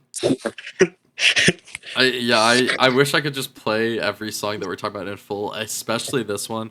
That bridge, Current court if date. like I've been playing little snippets here and there, but like I can't play a snippet of the bridge because I think it goes on for like a minute or whatever. And Hmm. man, just the whole thing. Vic's part where he's saying, you know, put that away. It's some sort of allusion to self harm. It looks like, and then the girl Yeah. coming in and singing, like her performance is really Hmm. great. I think people don't talk about that enough. I think it's Lindsay Stamey is her name. Yeah. Um, Yes. that it's just everything about this song is The amazing. like droning, grinding guitar and the instrumental afterwards Yep. with the like back sounds of the it's so oh my god, It's it's just reminiscent so of raw Wonderless in a emotional. way, and I think Wonderless kind of does the like twangy distorted guitar a little bit better, but Hold On Till May definitely comes close. Yeah. I used to wrestle a lot between if I liked Mhm. this song or Wonderless more, but while I was singing high praises to Wonderless earlier, and I would still say it's my favorite, Hold On Till May is a damn close second. Uh, they Mhm. nailed both closers in both of these albums. It's just it's amazing. Certainly. Certainly. I think X tier, no doubt. Not even a question in my mind. All right. And three for X on Cloud Up the Sky. Good job. Yeah, and that's the thing, right? Like, I feel like it seems like if you kind of look at the spread, Selfish Machines has like more consistent high quality, but like the volume of like high tier songs on Collide with the Sky is also very high. Yeah. All right, Misadventures. Now, I've been very vocal about the fact that I think Misadventures is the weakest Pierce the Veil album, but note my use of the word weakest. I've noticed kind of a trend in like music fandoms where like anytime somebody's like, "Oh, what's the like best and worst like album of this artist or like song on this album?" People are always like, "There is no worst," but like, no, you're misunderstanding the concept of worst. Like, worst doesn't necessarily mean that it's bad. It just means that everything else is better or that like even marginally so. So that's why I prefer the term weakest because it kind of gets the idea across more. Misadventures is still a really great album. In other artists' discographies, if you spliced it in, it would be one of the better ones, one of the best even. Pierce the Veil is Mhm. just that consistent. But I think the thing that makes Misadventures not up to par with the others is it has a lot, not like a lot, but like a handful of kind of like those forgettable songs. And I think kind of the stray away from post-hardcore or emo into more of a pop-punk direction didn't really serve them that well, just because, like, I don't know, they're not the best at pop-punk, and I love pop-punk. It's probably my favorite genre, but Mhm. regardless, whatever. Let's just dive in. You still think this is better than Besitos? I don't know if I could say it's better than Besitos. See, I think what I will say is that Besitos might be the more like artistically compelling track, but Dive In Mhm. is just really solid. It's really catchy. I love Mhm. kind of the slower approach to the song, because like we said, there's not a ton of slow Pierce the Veil songs, but this is one where it's slow yet it's still energetic. Up until then, it speeds up and kind of it ups that tempo. It really, I keep wanting to say Yeah. it really dives in, but I'm not gonna make that joke because it's I stupid. I mean, I already made it. Lot of it's great lyricism here too. I think, blow the smoke through the hole in my chest. Very nice, very nice. mhm. It's a very good opener. Yeah, You know, it feels like it a was an crime to incredibly say strong that it's opener, better man. than Besitos, but like I'd say I might just like prefer it, at least for the Yeah. time being. Put it on par with Besitos at the very least. Like it's S plus, Yeah, I would say. I'm gonna go with it's definitely an S squared. Um, It's there is a raw, aggressive energy this song maintains well in a way that doesn't feel overly edgy to me. I enjoy it thoroughly. I had to put No Return on to this song because we were on a conversation a while ago where he had the audacity to call it mid, and I made him rethink the choice real quick. it's just Uh, very true. It's even with the like 666 drop, it's not like overly edgy somehow, but I don't know, mhm. they just manage it. I'm only dreaming. What's the problem, baby? Now, speaking of I knew. mid, A little. Texas is forever. We can before we even discuss this song because it's going to be hard to. Can we just agree to put this in C? Yeah, yeah, this is going in C Yeah. tier. And look, It- again, C tier is not bad. If this was a bad song, I would create a tier called D tier or F tier if it were that bad, and I would put it there. Mhm. Texas is Forever is solid, and in fact, with the more that I've listened to this album, the more that I've been like, okay, I like this. It's not as forgettable, but like even right now, I'm kind of like, oh, damn it, how does it go again? But I I it do not. I cannot tell you how this song goes at all. I don't know that I could tell you a lyric from this song, and I haven't listened to this album in its full very often recently. So that's my bad for that. But like, yeah. eh, Even so, I think just the fact that it is kind of forgettable lands it in C tier. I don't know mhm. how controversial this opinion is. I don't know what kind of trouble this will land us in, but A quick aside again, the deluxe version of Misadventures has an acoustic cover of both Floral and Fading, and Today I Saw the Whole World. see, I I will, knew about that. I just didn't know there was a like deluxe release. nor did I, 'cause it's not on Spotify to my knowledge. All right, The Divine Zero. In a similar place to Texas is Forever, though I do think it's a little bit more memorable. I like I some of the instrumentation in this song, but that's kind of like where it ends for me. I like the chorus. I like the way the second verse like combines into the chorus. Um, I like the bridge. I like the outro.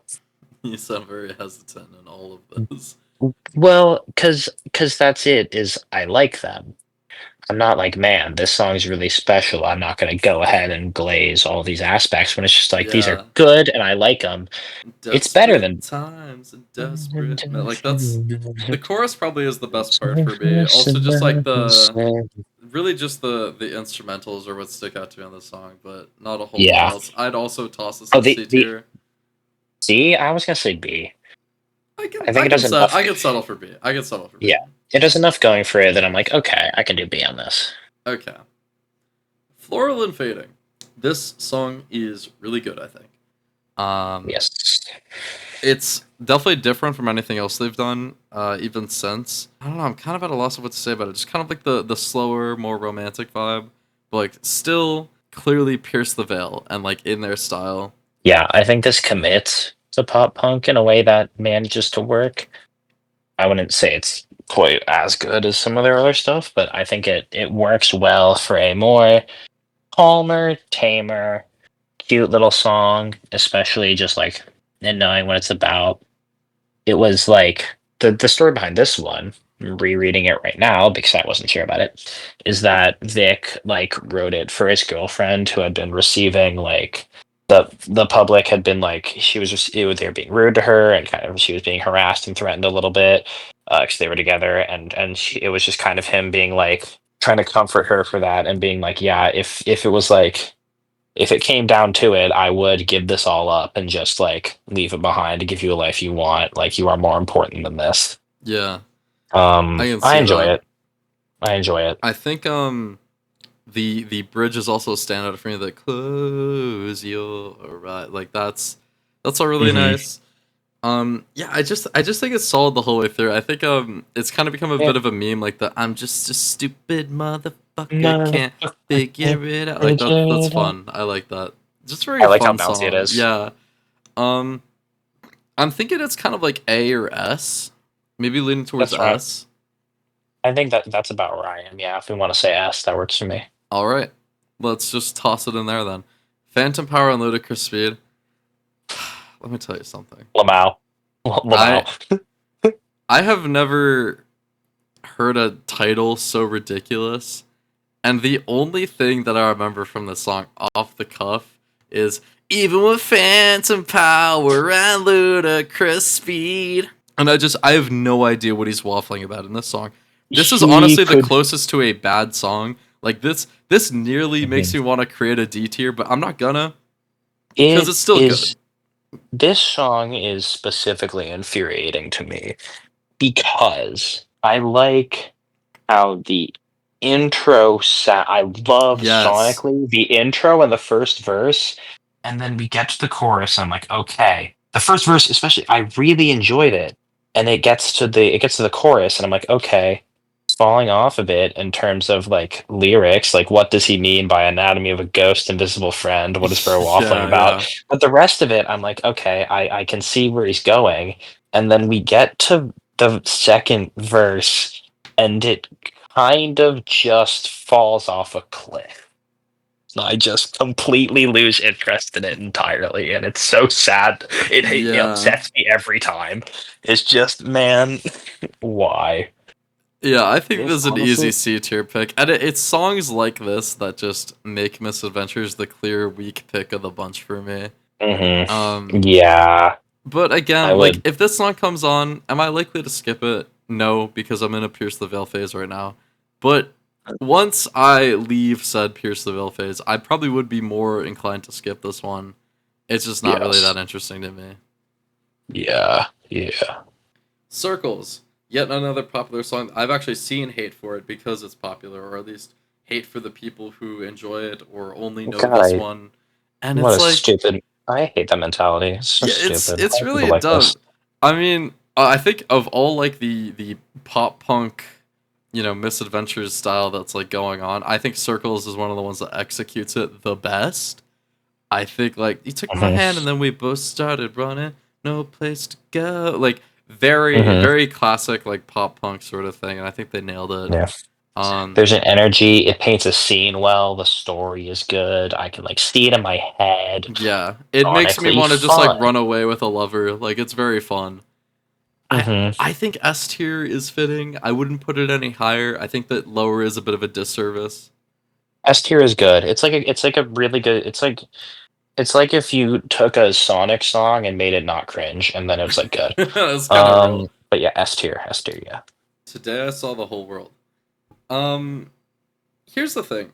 I definitely like this song quite a bit, but I feel like the only part that I come back to the song for is the when I stood over when you stood over the pavement. Yeah, I bet it feels good, or like whatever, however that part goes. Hmm. That part I think is really nice. I think that's just the chorus, Yes, and the chorus is so good in the song. I think like is it the outro or the bridge, like the part where the title drops, like today I saw the whole Yeah, world. that's the That's bridge. really good, but the verses just leave a little to be desired for me. It's like it's very good, but kind of in classic pop punk fashion, like the chorus is the best part.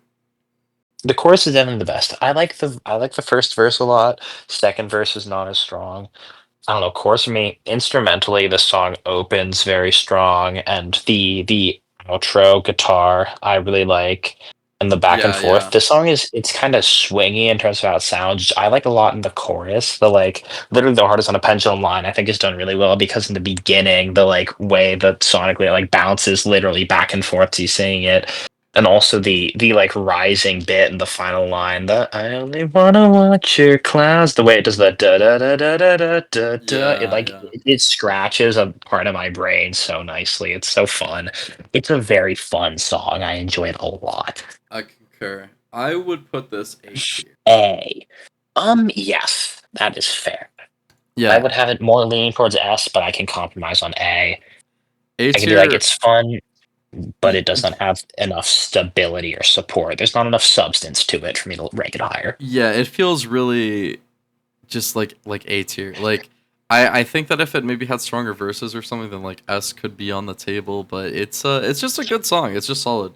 I really like it. Holy, wait, holy shit! This song is about his girlfriend cheating with him with one of his friends while he was on tour. Oh Wait, god, really? Oh my god. Well, I guess that makes sense. If damn. yeah. Uh All huh. right. Gold medal ribbon. This is certainly up there as one of the best Isabelle songs. It's in my top three. It's right there next to Wonderless and Hold On Till May. I think there's a bit of a gap between them, but man, oh man, it's not that big of a gap. Gold medal ribbon. This Yeah. is the definition of a transcendental song. The intro with kind of like that atmospheric, thwangy guitar, and just the overall story. Let me tell you what I love about Hmm. Gold Medal Ribbon so much. You know, I had listened to Misadventures for the first time maybe like about a year ago, and I liked it. I could tell that it wasn't as strong as the first three albums for me. Like, you know, I thought it was pretty nice. And I remember listening to Gold Medal Ribbon and thinking it was pretty good, but didn't think a whole lot else of it. And later on, you know, Atticus told me that what was actually the case was that the reason it's titled Gold Medal Ribbon is because that was the favorite ice cream flavor of the girl that this song is about, and this song is about his dead ex girlfriend, one of Vic Fuentes' many ex girlfriends. Apparently, while It was, recording Misadventures, but he learned that she died. specifically, not that it specifically, it was one of his longtime friends and his first girlfriend, Oh yes, I forgot that part. yeah, she died while they were making the album. Yes. And I think what I love about that, and I have no confirmation if this is true. I would love to see if like anybody could prove this in some way or like what the story is. But I think what Gold Medal Ribbon captures that I've not heard any other song ever capture is the sound of someone being purely in shock. It sounds like Vic Fuentes was told earlier that day that this girl died, and then he goes into the studio and just creates this masterpiece. That's the vibe that I get from it. The way he's singing, he sounds breathless. He sounds like anxious and just in shock. I think it's Mhm. weird because like that atmospheric like guitar driven intro is then immediately contrasted by kind of like that synthy like 80s almost like vibe that like before the lyrics start, which Mhm. I think kind of Makes swings sense. between Makes like sense. the dark stormy feelings of learning of this person's death but also like the memory of them Mhm. and Yeah. what they meant to you, and then it launches back into kind of like the not aggressive but definitely high energy, like Mhm. are you up there, like oh man. I said the opening to Sky and the Sea felt very summoning. That first chord of this song feels like watching a mountain rise out of the ground. Yes. That just building sense of, oh God, what am I beholding here? Like Yeah. it's so brutal. I would say I don't think it is like quite so recent in terms of like him learning about this and writing the song. Just because in the chorus, the lyrics, you're dancing in the halls outside again. I'm always listening. Feels like it's like he sat with it for at least a little bit. But I think that doesn't necessarily take away from the impact. He still captures that sound and that Yes. shock, and it Yes. obviously is something that is sitting with him for a while, and I think that adds to it that he can still capture the raw emotion. Like can't believe this person is dead, Mm-hmm. even if it's maybe been a bit. Yep. And it's crazy. Like I've heard several other songs about like people who are dead or who have died, or songs in memory of people, or even people that are like dead to you. Like you haven't talked to them in a long time. You hate each other, or like whatever. There's so many songs like that, but this really is the only one that captures that feeling of just the utter shock, and I think that that's really beautiful. All of this Hmm. yapping is to say, like this song is undoubtedly X tier.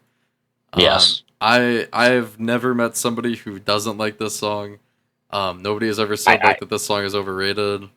I we have met who does not like that the instrumental is a minute long at the Yes, beginning.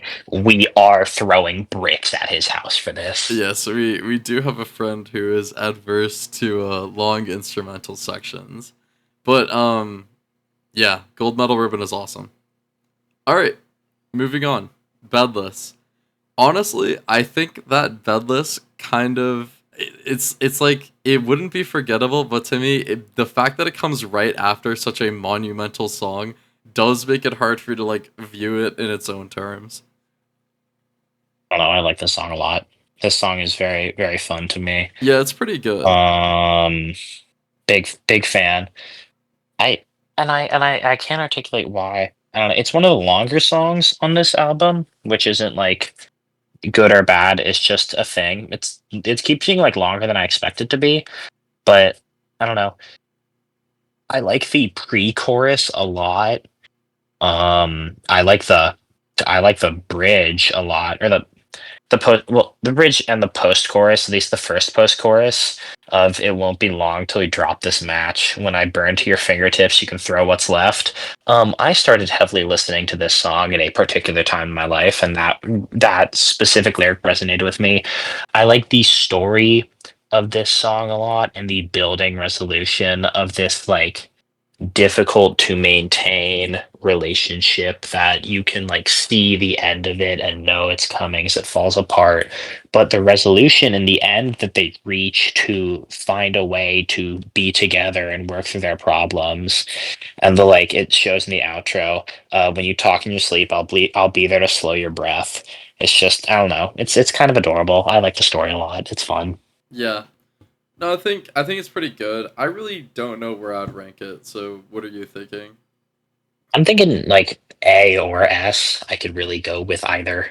I think A um is where I would put it. I can't put it next to all these S tier songs. I don't think. Yeah, let me look at what we got in this tier. Is that I mean, we have Floral and Fading in Circles Oh, from yeah, Misadventures, but I don't think I could put it next to Southern Constellations though. I think you're right, A tier. all right. Oh, whoops, that was B tier. Uh, Sambuka. Sambuka is solid. I think there's like similarly fun. Like a lot of, I think just by notion of sounding more pop punkish, like that Misadventures comes across very fun, and that's probably one of the Mhm. best aspects about it. And this is a song where that comes out. This has the same energy to me as the first punch. Yeah, no, In I fact, can. Yeah, I would just say it is this album's first punch. yes. Now, as it is it as good as the first punch? I don't think so. I think It's it's lacking a bit of similar. that charm. I would say so. I would say so. But I do like the vocal adjust, the vocal change from "This was never my intention after all." So tell me what the fuck did I do? I don't know. Yeah, It's just yeah, fun. The also the xylophone or glockenspiel, whatever it is, in the beginning of verse two, underneath the "I'll hang myself in lights" and this little ding ding ding ding ding. yeah. I kind of like that. That's fun. That is really fun. I think, honestly, maybe it is S tier. I think Yeah. like the lighthearted nature of the instruments, uh, underlaid with the Hmm. rather grim vocals, I think is also what lends it Hmm. to being so Holy fun. shit. Yeah. Reading the verse three, stamp, do the math, the sky will fall anyway. Oh, that's a good lyric. Yeah, I didn't even that's realize good. that's what that was. All That's a right, banger. I've been convinced. I think Sambuca should go S. Yeah, Perfect.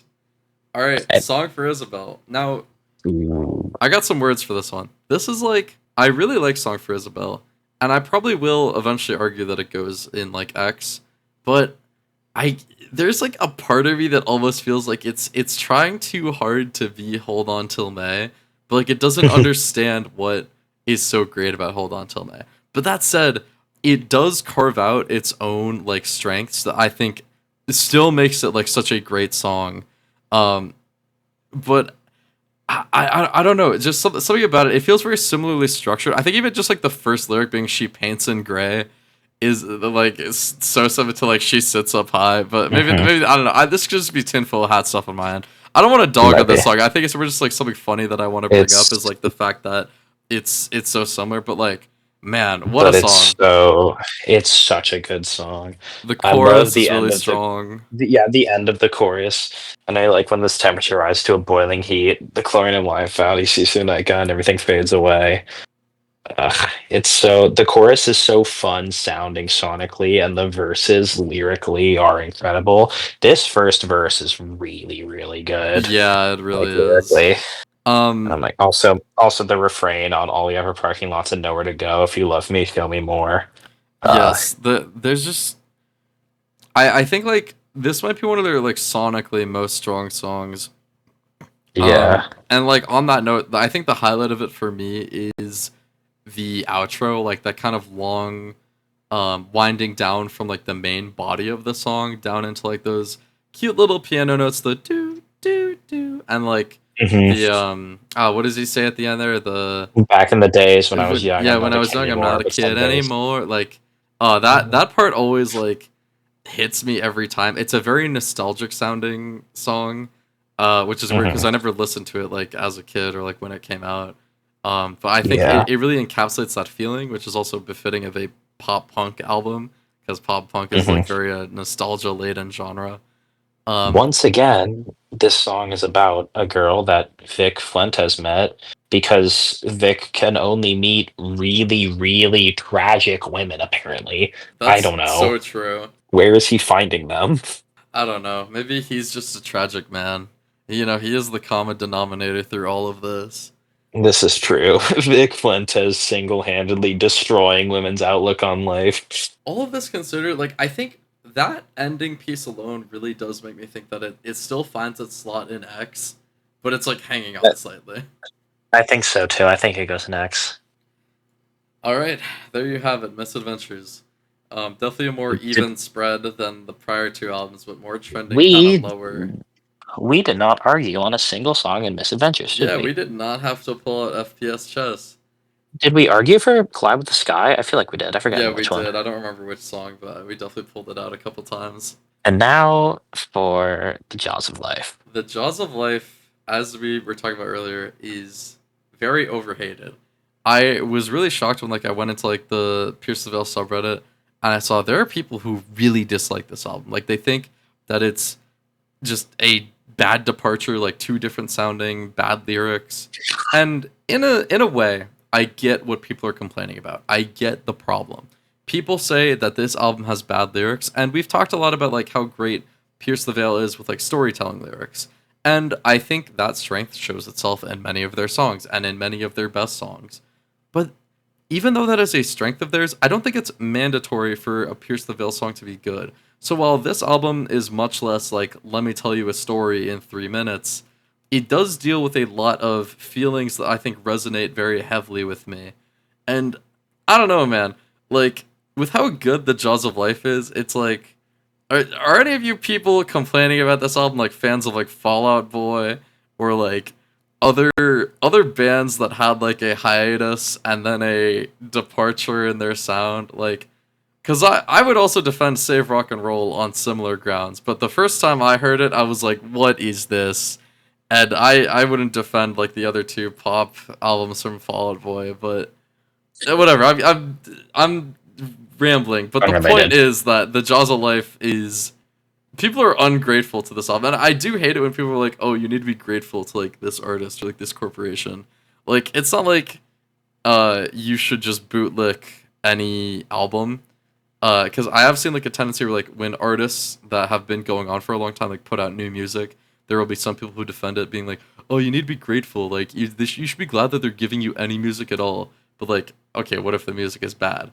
But the Jaws of Life is not bad. There's nothing bad here. There's like maybe a couple songs that are weaker or like don't really tap into that. But I think at least for me, This album is way stronger than Misadventures. It might be kind of on a similar category to the first three, but I don't know. I don't know. Let's just get into the Hard to songs. say. Death of an Executioner. Um, so here's the thing. I really like how it opens, like the kind of like crackly, like static thing that it's got going on. Like it sounds like a radio of some sort. Um, I like pretty much every aspect of the song. The only complaint that I have is that it feels like it's like 30 seconds too long. And that's not to say that like I would chop off the last 30 seconds because I like the last 30 seconds. But it's like by the time that we're on like the third chorus, I don't even know if there are that many, but like once we're in that like part of the song, I'm like, all right, There let's are, in just. fact. There's three. Actually, I think there might be four. Yeah, okay, like that's way too Yeah. many Well, of the okay, chorus. but are we counting the quiet one after the bridge? No, that's Because different. like That's then different. there's No, chorus. because that's Then, just the then bridge. Yeah, there's like three. Then there's three. I would say that like I could do without one of the chorus loops repeating. Maybe it's just like how slow the song can be at times. I don't know. Something about it, it just drags ever so Hmm. slightly, but it doesn't make the song bad. It just is a weakness. Yeah. I like this a lot. Pierce the Veil is a very strong opening game in general. I think this follows suit. I do think it's the weakest of their openers, but I do not think it is a weak opener by any means. Yeah, I can get with that. Um, Very strong. Like the visuals, I like the fucking run energy of the very opening instrumental. Yep. Um, First time I heard that, I was like, okay, why are we under attack? I like recentered myself. I was like, what is this album gonna be?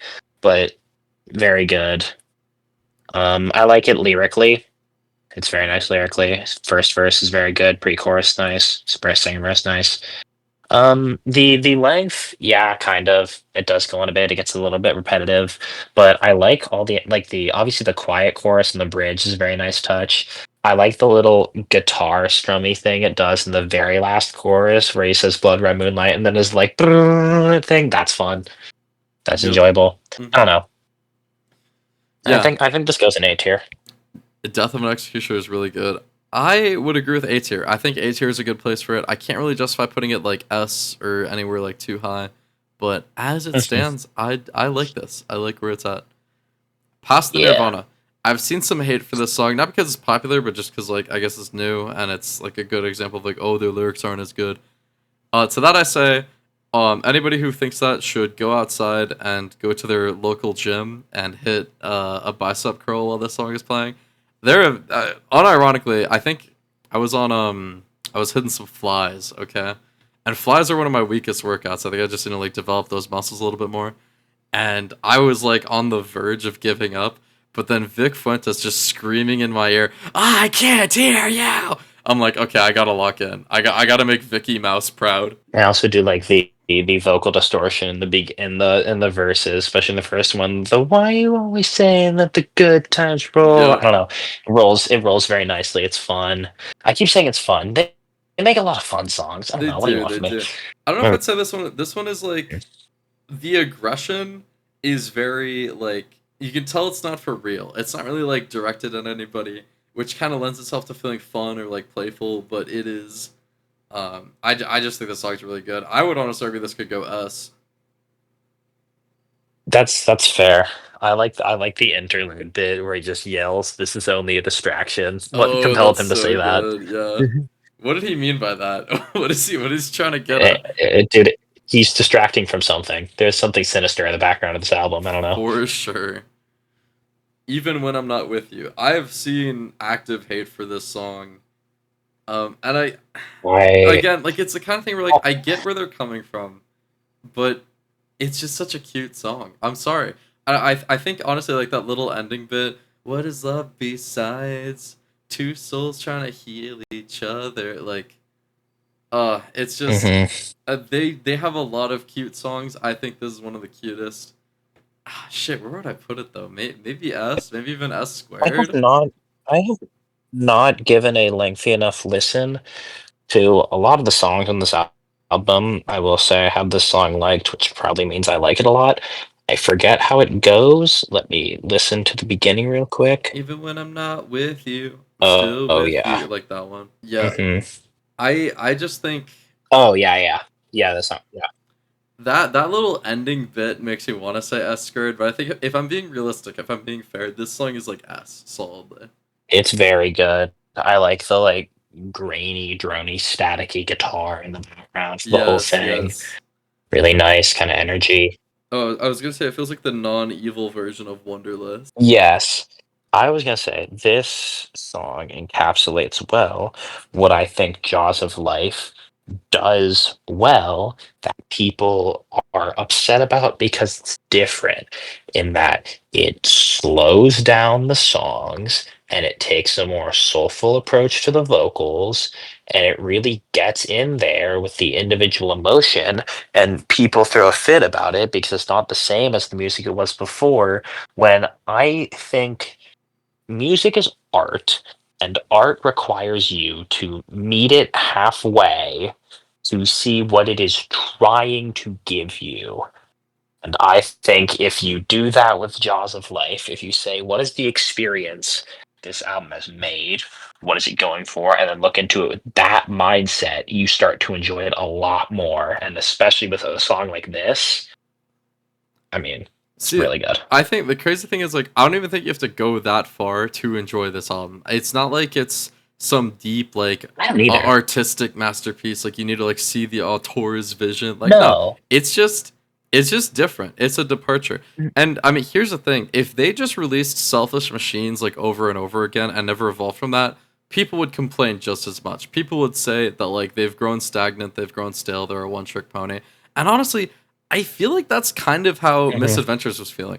I don't know how deliberate of a choice it was for Misadventures to be more pop punky. I almost feel like it just came from a place of like, I don't really know where to go from here, so we're just gonna do this. It like a lot of Misadventures can feel phoned in at times, which I don't think that the Jaws of Life ever does.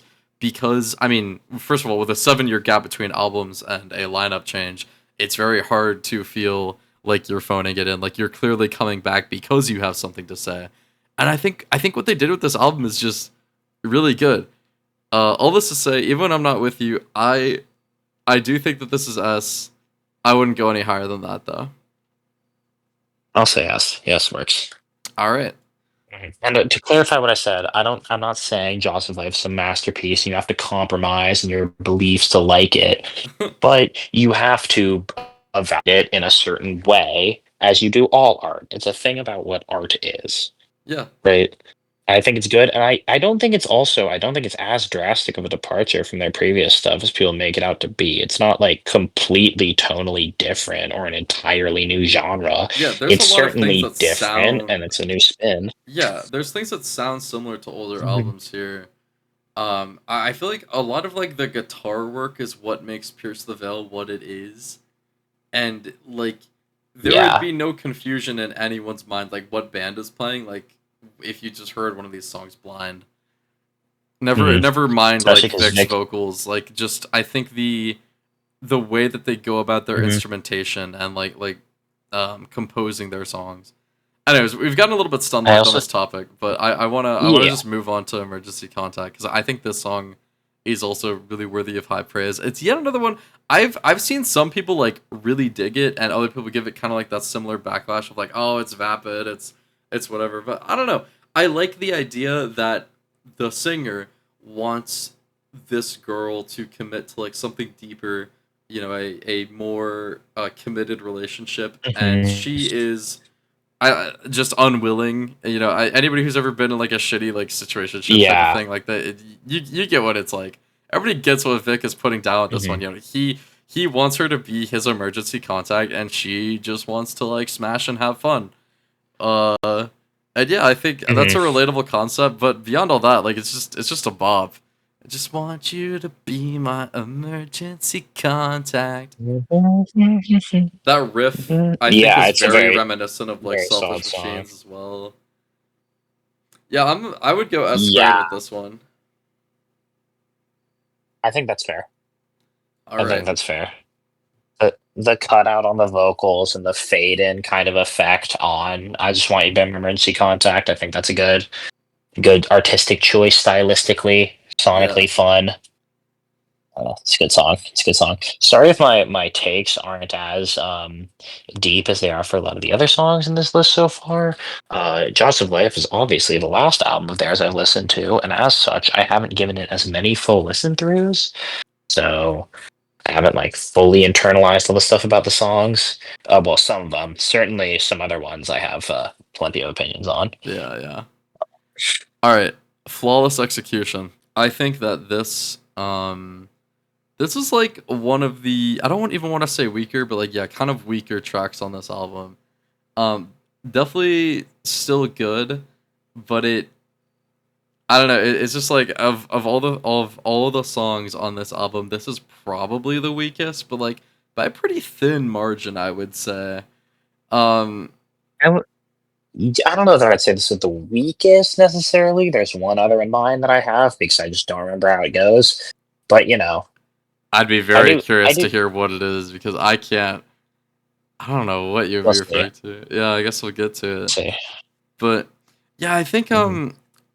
like flawless execution every time. Like I think that's just in the chorus. Like Mhm. lot of good stuff here. Yeah. It just Mhm. I think after like following Even When I'm Not With You and Emergency Contact, it feels kind of like it's treading the same ground a little bit. Maybe if it came like later in the album or something, I don't know. I would Yeah. probably put this B, maybe a low A. I think B is fair. I think B is fair. I like the lyrics in this song, but again, it's kind of treading the same ground as the previous two. As you said, the rhythm of the song and the vocals doesn't really change. It feels Mhm. like a consistent thing, and that's not necessarily bad, but I like songs that are a little more complex in a way, and they evolve with how they progress, and this song kind of doesn't do that, so it comes off as a little flat in that Yeah, case. yeah. All right, The Jaws of Life. I think this is the first title track for the band. Um, It indeed is. and I think this song is phenomenal. I would probably put it as squared. I'm just gonna say that right off the bat. If you've ever been in a Yeah. funk before, you've ever been in kind of like a days are just passing you by, like kind of headspace, like not a whole lot is going on, but it's Hmm. just enough to get by. It Yeah. it's kind of like that headspace. I think Something they about did a really good job at the like capturing that.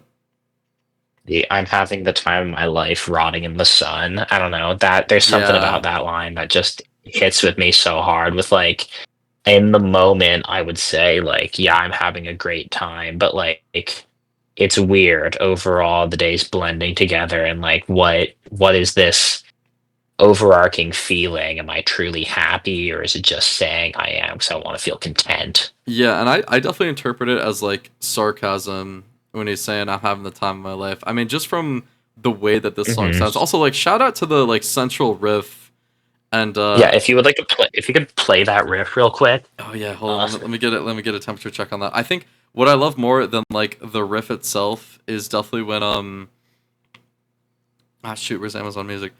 Definitely when in the bridge it plays with the bells version of it. Like let's just hear that real quick. Like God, the bridge version.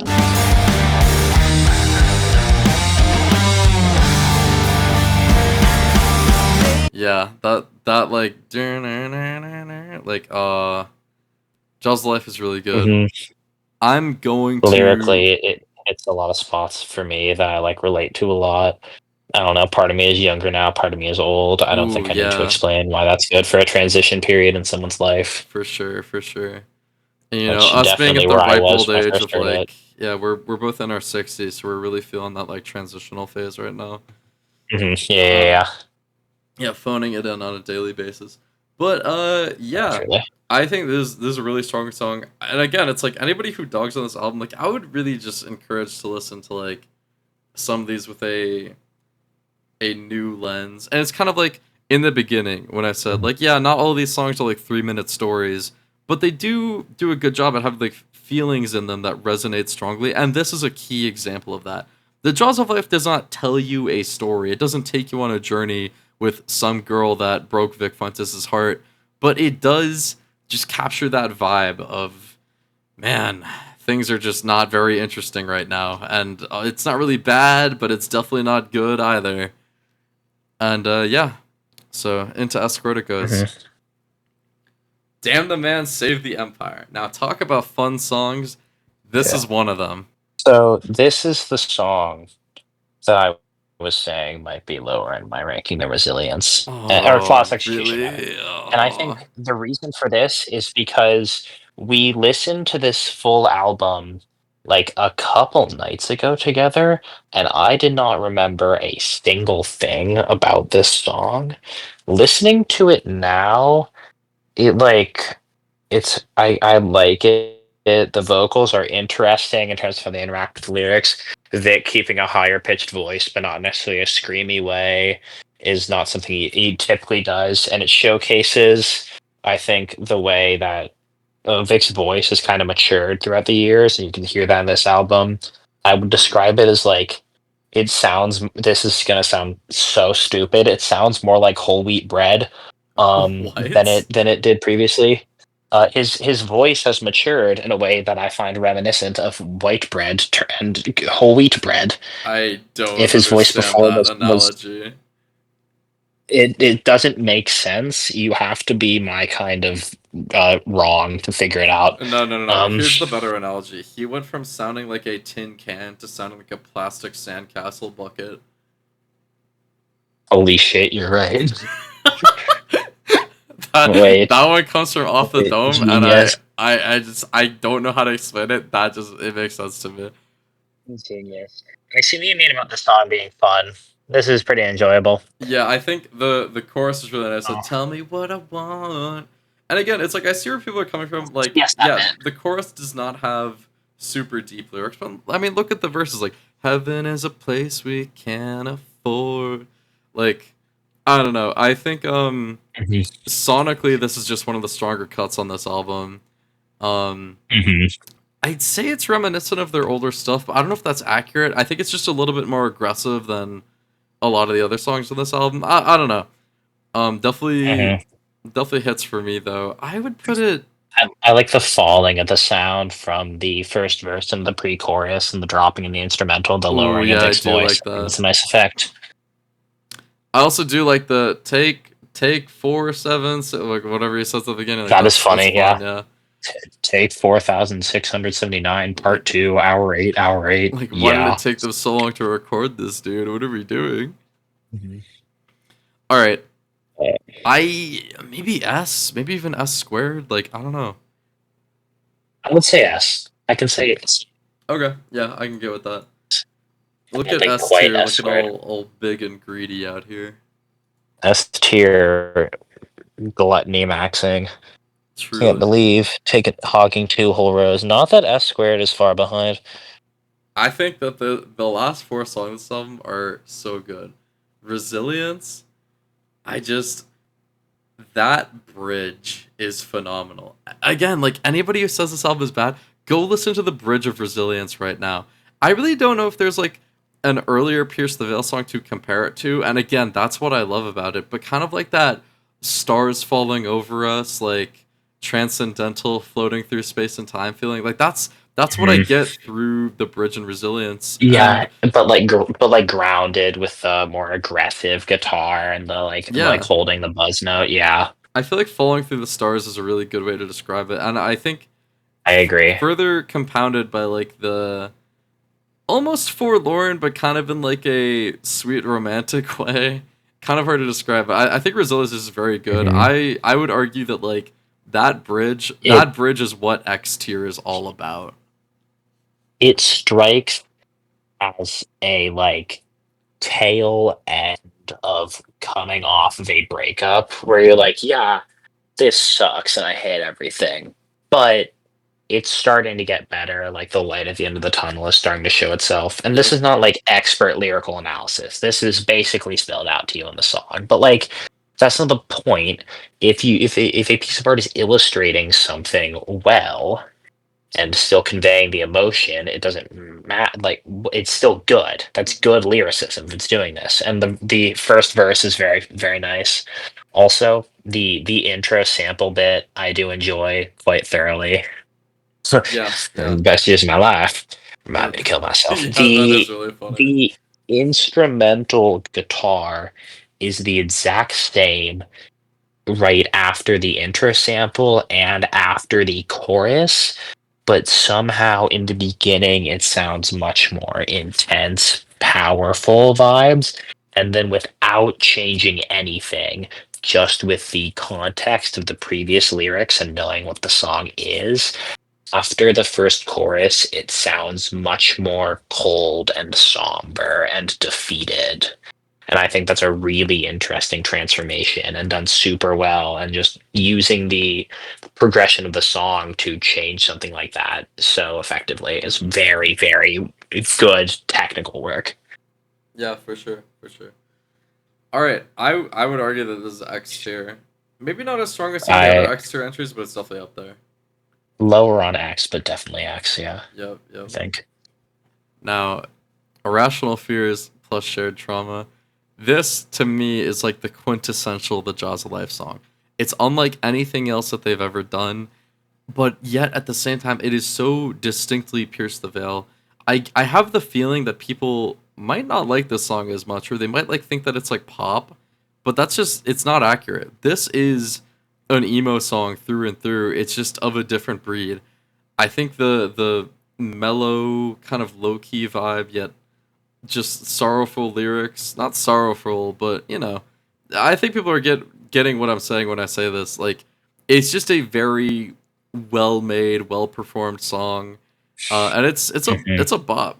It's a bop. It's very good. Lyrically, I think this song is very strong. I think you can look at the chorus and say otherwise, but first of all, I don't think the chorus is that bad lyricism. And second of all, the bridge is literally right there. I'm afraid that all my veins and never-ending tragedies will bleed my heart empty and scare your love away. Like, come on. That's good writing. That's Yeah, just good poetry. it is. Like, oh my God. It's I a really very good like in song. Yeah. the I don't know if it's like the bridge or the breakdown or just like the post chorus, but like the I don't know if it's a synth or what, but the like do do do do do do do do do do do in the background is really nice. I don't know. I'm not It's very sure where sweet. that is, but yeah, Yeah. I like it a lot. Very soft feeling. I don't know. It's Yeah. not like cozy thematically, but the song itself kind of sounds cozy. Something in the background instrumentals is reminiscent of a crackling fire to me. Yeah. I To don't me, know. this is like the antithesis to like even when I'm not with you. Yet like it's Hmm. equally as cute. Yeah, So all in all, I would also say that this is X tier, but I don't know if that's like agreeable. I think either X or S squared. I'm more inclined to say S squared than I'm X. gonna have to fight you. I'm gonna So have I to. think okay. I We're might just have to fighting. listen to the song We're more times. fighting. But yeah, We're fighting. I I mean, can't. what are we gotta the video's gotta have some combat. It's gotta have some combat. It's been so long since last combat. I feel like the title's gonna be a scam at this point. You're the rook now, so you better figure out how to use this character. Yeah, wait, hang on. Oh, it's a sniper. Yeah. Wait, Oh, hold on. There we go. wait. I'll let you figure out your stuff. Oh, okay. Wait. Yeah, but you have a wall and a grappling hook. Oh my god, I do have a grappling hook. Wait, that's crazy. Wait, and then I get like, yo, like the engineer from TF2. Wait, hold on. Yeah, you're your NG sniper. This this is stupid, bro. What? Wait, okay, I'm kind of bad with sniper characters in video games. All right, I was gambling on that. I think Bro doesn't I'm ready Bro to. doesn't Bro does not know where I am. No, that's okay. Wait, why is my grapple? Oh, it has a range, bro.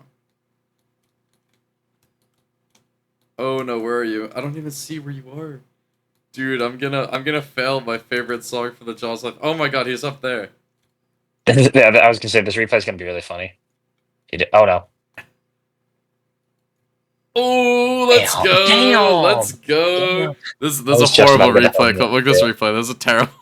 I think I missed that shot. I barely hit You that hit that. somehow. And I was then, just gonna fucking hear you too. That's crazy. yeah. All right, next year it is. I'm not upset. That's fine. All right. Cool. So far, so fake. You know what's funny? So, as of right now, this song is trending heavily. There's a couple of funny things about that. First of all, being that, like, when I first heard this album, I didn't pay a ton of attention to it. Like, I thought it was good, but it was kind of like passively good. Then I re listened to it, and I was like, okay. It's funny because the chorus of this song actually kind of reminds me of like earlier Pierce the Veil. Like, it sounds like it could be on like Selfish Machines almost, or like maybe Misadventures. And then I hear that this is like trending heavily on TikTok, and I go on TikTok and I look up like the trend, and I thought that like the chorus would be the trending part because it's just like that catchy of a song, but no, it's like the little guitar, dun, dun, dun, dun, dun, dun, dun, dun, like in the breakdown of the song in the middle, because people Oh realized yes, that they could like swing their hips to it. And I just think it's really funny that people are out here shaking ass to So Far So Fake by Pierce the Veil. baking ass to Vic Fuentes singing is crazy. I guess they're not doing it to his singing, but Yeah. just any Pierce the Veil song to throw ass to. This is not what I was expecting. It really isn't. Like there are other songs that I'd be like, okay, I can see it, but this one, Mhm. The chorus, both sonically and lyrically, especially lyrically, I think it's very strong. Also that swingy part with the guitar, I don't blame people for throwing ass to because that, especially in the bridge, is so goddamn catchy. yeah, The bridge is so good. I don't know. It's so beautiful. The loop on is coming around this time, coming coming around around this this time. time. It's Oh so yeah, nice. These days I'm, I think I'm I gonna say still I'm leaning so towards S. I could maybe be convinced for S squared. I think I will have to listen to it a couple more times before I'm willing to fight you for S squared. I think S is fine. I actually might just I fight think myself and say S squared works. Like it listen, is really good. I But is it better than Past the Nirvana though? Like probably not. S works. I actually like it more than Pasta Nirvana, but Oh well, but I'm not a gym rat like you, so that's true. That's true. Okay, 12 fractures. uh, First things um, first is that like I'm sure it has happened in other songs, but I've never heard anything that sounds like the intro to the song. Kind of like that palm muted bass line. It's just very nice, very clean. Wasn't mm, expecting to hear it in a um, Pierce the Veil song, but I think it's um, very oh, effective. mhm. This song is so very sad, and not sad in ways that other Pierce the Veil songs are sad. This is not quite sad like Wonderless is, and it's not quite sad like Stay Away from My Friends is. It's something. It is the final stage of grief. This is acceptance. This is what it is. You are looking at this situation, and you're like, man, just how it is. This is thugging it out. The song, like. Yes, I think there's a certain sadness when it comes to like acceptance that people don't talk about. Like Mhm. I think I mean honestly my biggest grief has been like with breakups and heartache. And the thing is like when you're in the early stages of like the grief of that, you like you're like I know that acceptance will come eventually, but like I don't want it to. Like acceptance is bad. Like for like the idea of just accepting that things are going to be the way they are is so hard to come to terms with. And I think The it's a thing bit of is, a distinct feeling from just wanting like whatever's happening to not be happening, right, because but just the like awareness, maybe this is just a me thing, but just like it's the just awareness that acceptance like entails things being how they are is it's very it's sad. finality. Yeah. Finality is what it is because anger is fighting and fighting is hope. Hmm. And acceptance is saying that it is not hope you need, and whether things are better this way or not, it is how they are, and that's just it. Yep. But the outro of this song is so evil. Of like looking back on it, like was I even like anything to you? Did I just wear out with time, or was I just something you just gave up on? Was it just Yeah. not? Was I never anything to you? And in such a unique way too, that doesn't directly spell it out. This song especially, I think this and Shared Trauma, but this one is what makes me upset that people complain about the lyricism on this album, because Oh like, yeah, come on, the lyrics, this album is effectively, this song, sorry, is effectively a spoken word poem, and somebody in the background has an acoustic guitar. Like, I yeah, don't know. It's it's so good. Also, Chloe Moriando, although her part is short, kills it. yeah. No, she gives a really Um, great feature. So I would put this S squared. I think that if I had heard this song while actively going through a breakup, I would probably put it in X. But what do you think? well, guess where I am, buddy. We're putting it next. Okay.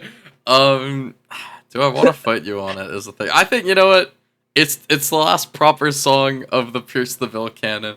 We gotta add some content to this content. So yeah, Hmm. let's fight over it. Let's break out the old chess Lovely, piece. lovely, lovely. Okay. See, I got options at my disposal. I really have no idea what I'm doing. Yeah, I'm just gonna move this here.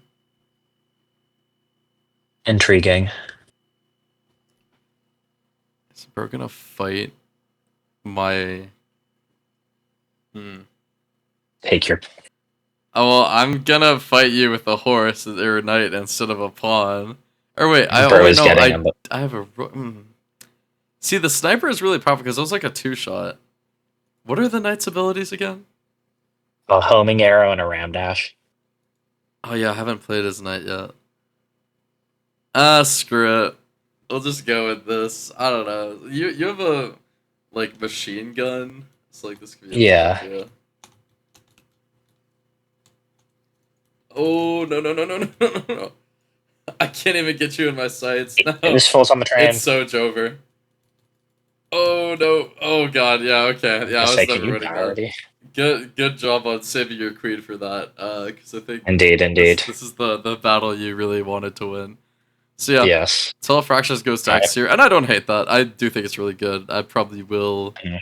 like it more with time. Is Okay, Kiss Me Now on here? it's No, not. Kiss Me Now isn't on here, but the Karma Police cover is. Are It we it serious? probably just wasn't. Yeah, it was last modified in May. Actually, Kiss Me Now. Oh no, it was 2024. Sorry. Yeah, so this Oh, just then hasn't then been no, yeah, it modified. wouldn't be on. Okay, Oh, okay. Karma Police. Yeah. So here's the thing. I got a lot of thoughts on Radiohead that I'll definitely save for future content. But I'll tip my hand a little bit and say that I feel that Karma Police is a extremely overrated song, and I just have never understood the appeal for it. There's a lot of Radiohead that I love and a lot that I raise my eyebrow at. And Karma Police, I've just never understood why it was a popular song. One of the worst songs in OK Computer, if you ask me. So now I'm pissing off multiple fandoms today. But on that note, Pierce the Veil's cover of it is as good as it could possibly get. Like, I don't like Karma Police, so consequently, I don't like this cover. But, like, for what it's worth, they did a good job with covering it. Yeah. So, I don't really I know don't what have to these think. opinions, and I haven't really listened to the original song. I also haven't really listened to this cover of it much. I just feel like I remember finding it pleasant. If you have enough vitriol in your heart that you want to rank it C, that's fine. I think B is good with me. I'm triggering everyone by putting it in C tier, and we're just gonna wait for the consequences. Okay. Choosing violence is valid. Kiss Me Now. It's not on here, as explained. But Yes. another song that I saw a ton of hate for when it came out, and it's just like, what are we doing? I can kind of see why it didn't make the cut for the album, yet at the same time, like, excluding Irrational Fears, this album is only 11 songs. Like, they should have squeezed it in. I think Kiss Me Now is really Yeah. good. I love like the discordant chorus, like how the notes just kind of don't match up, but like as a result of that they do. I think it's really well done. Pierce the Veil hasn't really done anything like that. Mhm. And yeah, I overall I think it's pretty solid. I would probably lean towards S or maybe A. I think S. I think I like the song enough to put it in S. Yeah. If you want to, there's not a lot of lyrics to like super hype up. And the lyricism isn't like high art. It's enjoyable. I like the song. The chorus is fun. I like the outro guitar riff, which is the same as the one from the break, which is perfectly fine with me because it's good. I like it a Yeah. lot. I don't know. This song's just very good. It and deserves S. It is good enough in just like a straightforward way, and I Yeah. think I can give it S without having to glaze specific bits. I think honestly, my least favorite thing about the song is that kind of similar to the music itself, I guess, is like the theming is discordant from how it sounds. Like it's called "Kiss Me Now," and he says that in the song, but this does not feel like a romance song at all. It feels more breakup adjacent or like something is wrong. And it's been a minute since I've listened to the actual lyrics, so I'm sure that maybe if I paid attention and did, The it would turn the out that actually, chorus, yeah, it definitely is lyrically a romance song, especially the chorus, and you take away the misery of crushing doubt. Like yeah. it's kind of an adorable song. It's kind of cute. So I bet that the aim there was like, okay, we're gonna do a song with like discordant notes, and like also thematically, it's gonna be discordant from how it sounds, which I do like that idea. Mhm. But I guess I just wish that the lyrics were darker as a result. But I don't know. I respect what they did with it. I think it's really good. S tier feels Yeah, fitting. I agree. And So yeah, there you have it. it's completed. Every Pierce the Veil song ranked, and every time we disagreed, we fought an FPS chess. Overall, I like But this tier list. I mean, we clearly there are very few cases in which we disagree so substantially that like if I were to make this tier list, I would move things around significantly. mhm, I think I think same. yeah, I mean Pierce the Veil is just really solid. Lot of good stuff from Yeah. him. If you disagree with our takes on the tier list, shut the fuck up about it. If you have critiques for our FPS chess gameplay, please leave that in the comments. I'm trying to get my elo up. I'm trying to rank up here. Yeah, yeah. Or you can join my Discord server, link in the description, and argue with me about it in general chat about why our opinions are wrong. Or even better is that you could go to my patreon.com/no return. I repeat, that's patreon.com/no return. That's NORETURN. And you could sign up for one of my several tiers. There's 5 of them. We got Gracious Gray, Benevolent Blue, Courageous Crimson, Glitterful Gold, and Amazing Amethyst. And all of these have very unique perks. If you want a special chance to hop in a Discord call with me and do this exact same thing, but with a band of your choice or a topic of your choice or a game of your choice, instead of FPS chess, yeah, you should sign up and yeah, give me your money. And yeah, True. very glad to be True. disappointing my friends, family, and r/Pierce the Veil and r/FPS chess with this video. Thank you to everyone and goodbye. And somehow Radiohead. Oh, and yes, and Radiohead as well. Fuck those guys.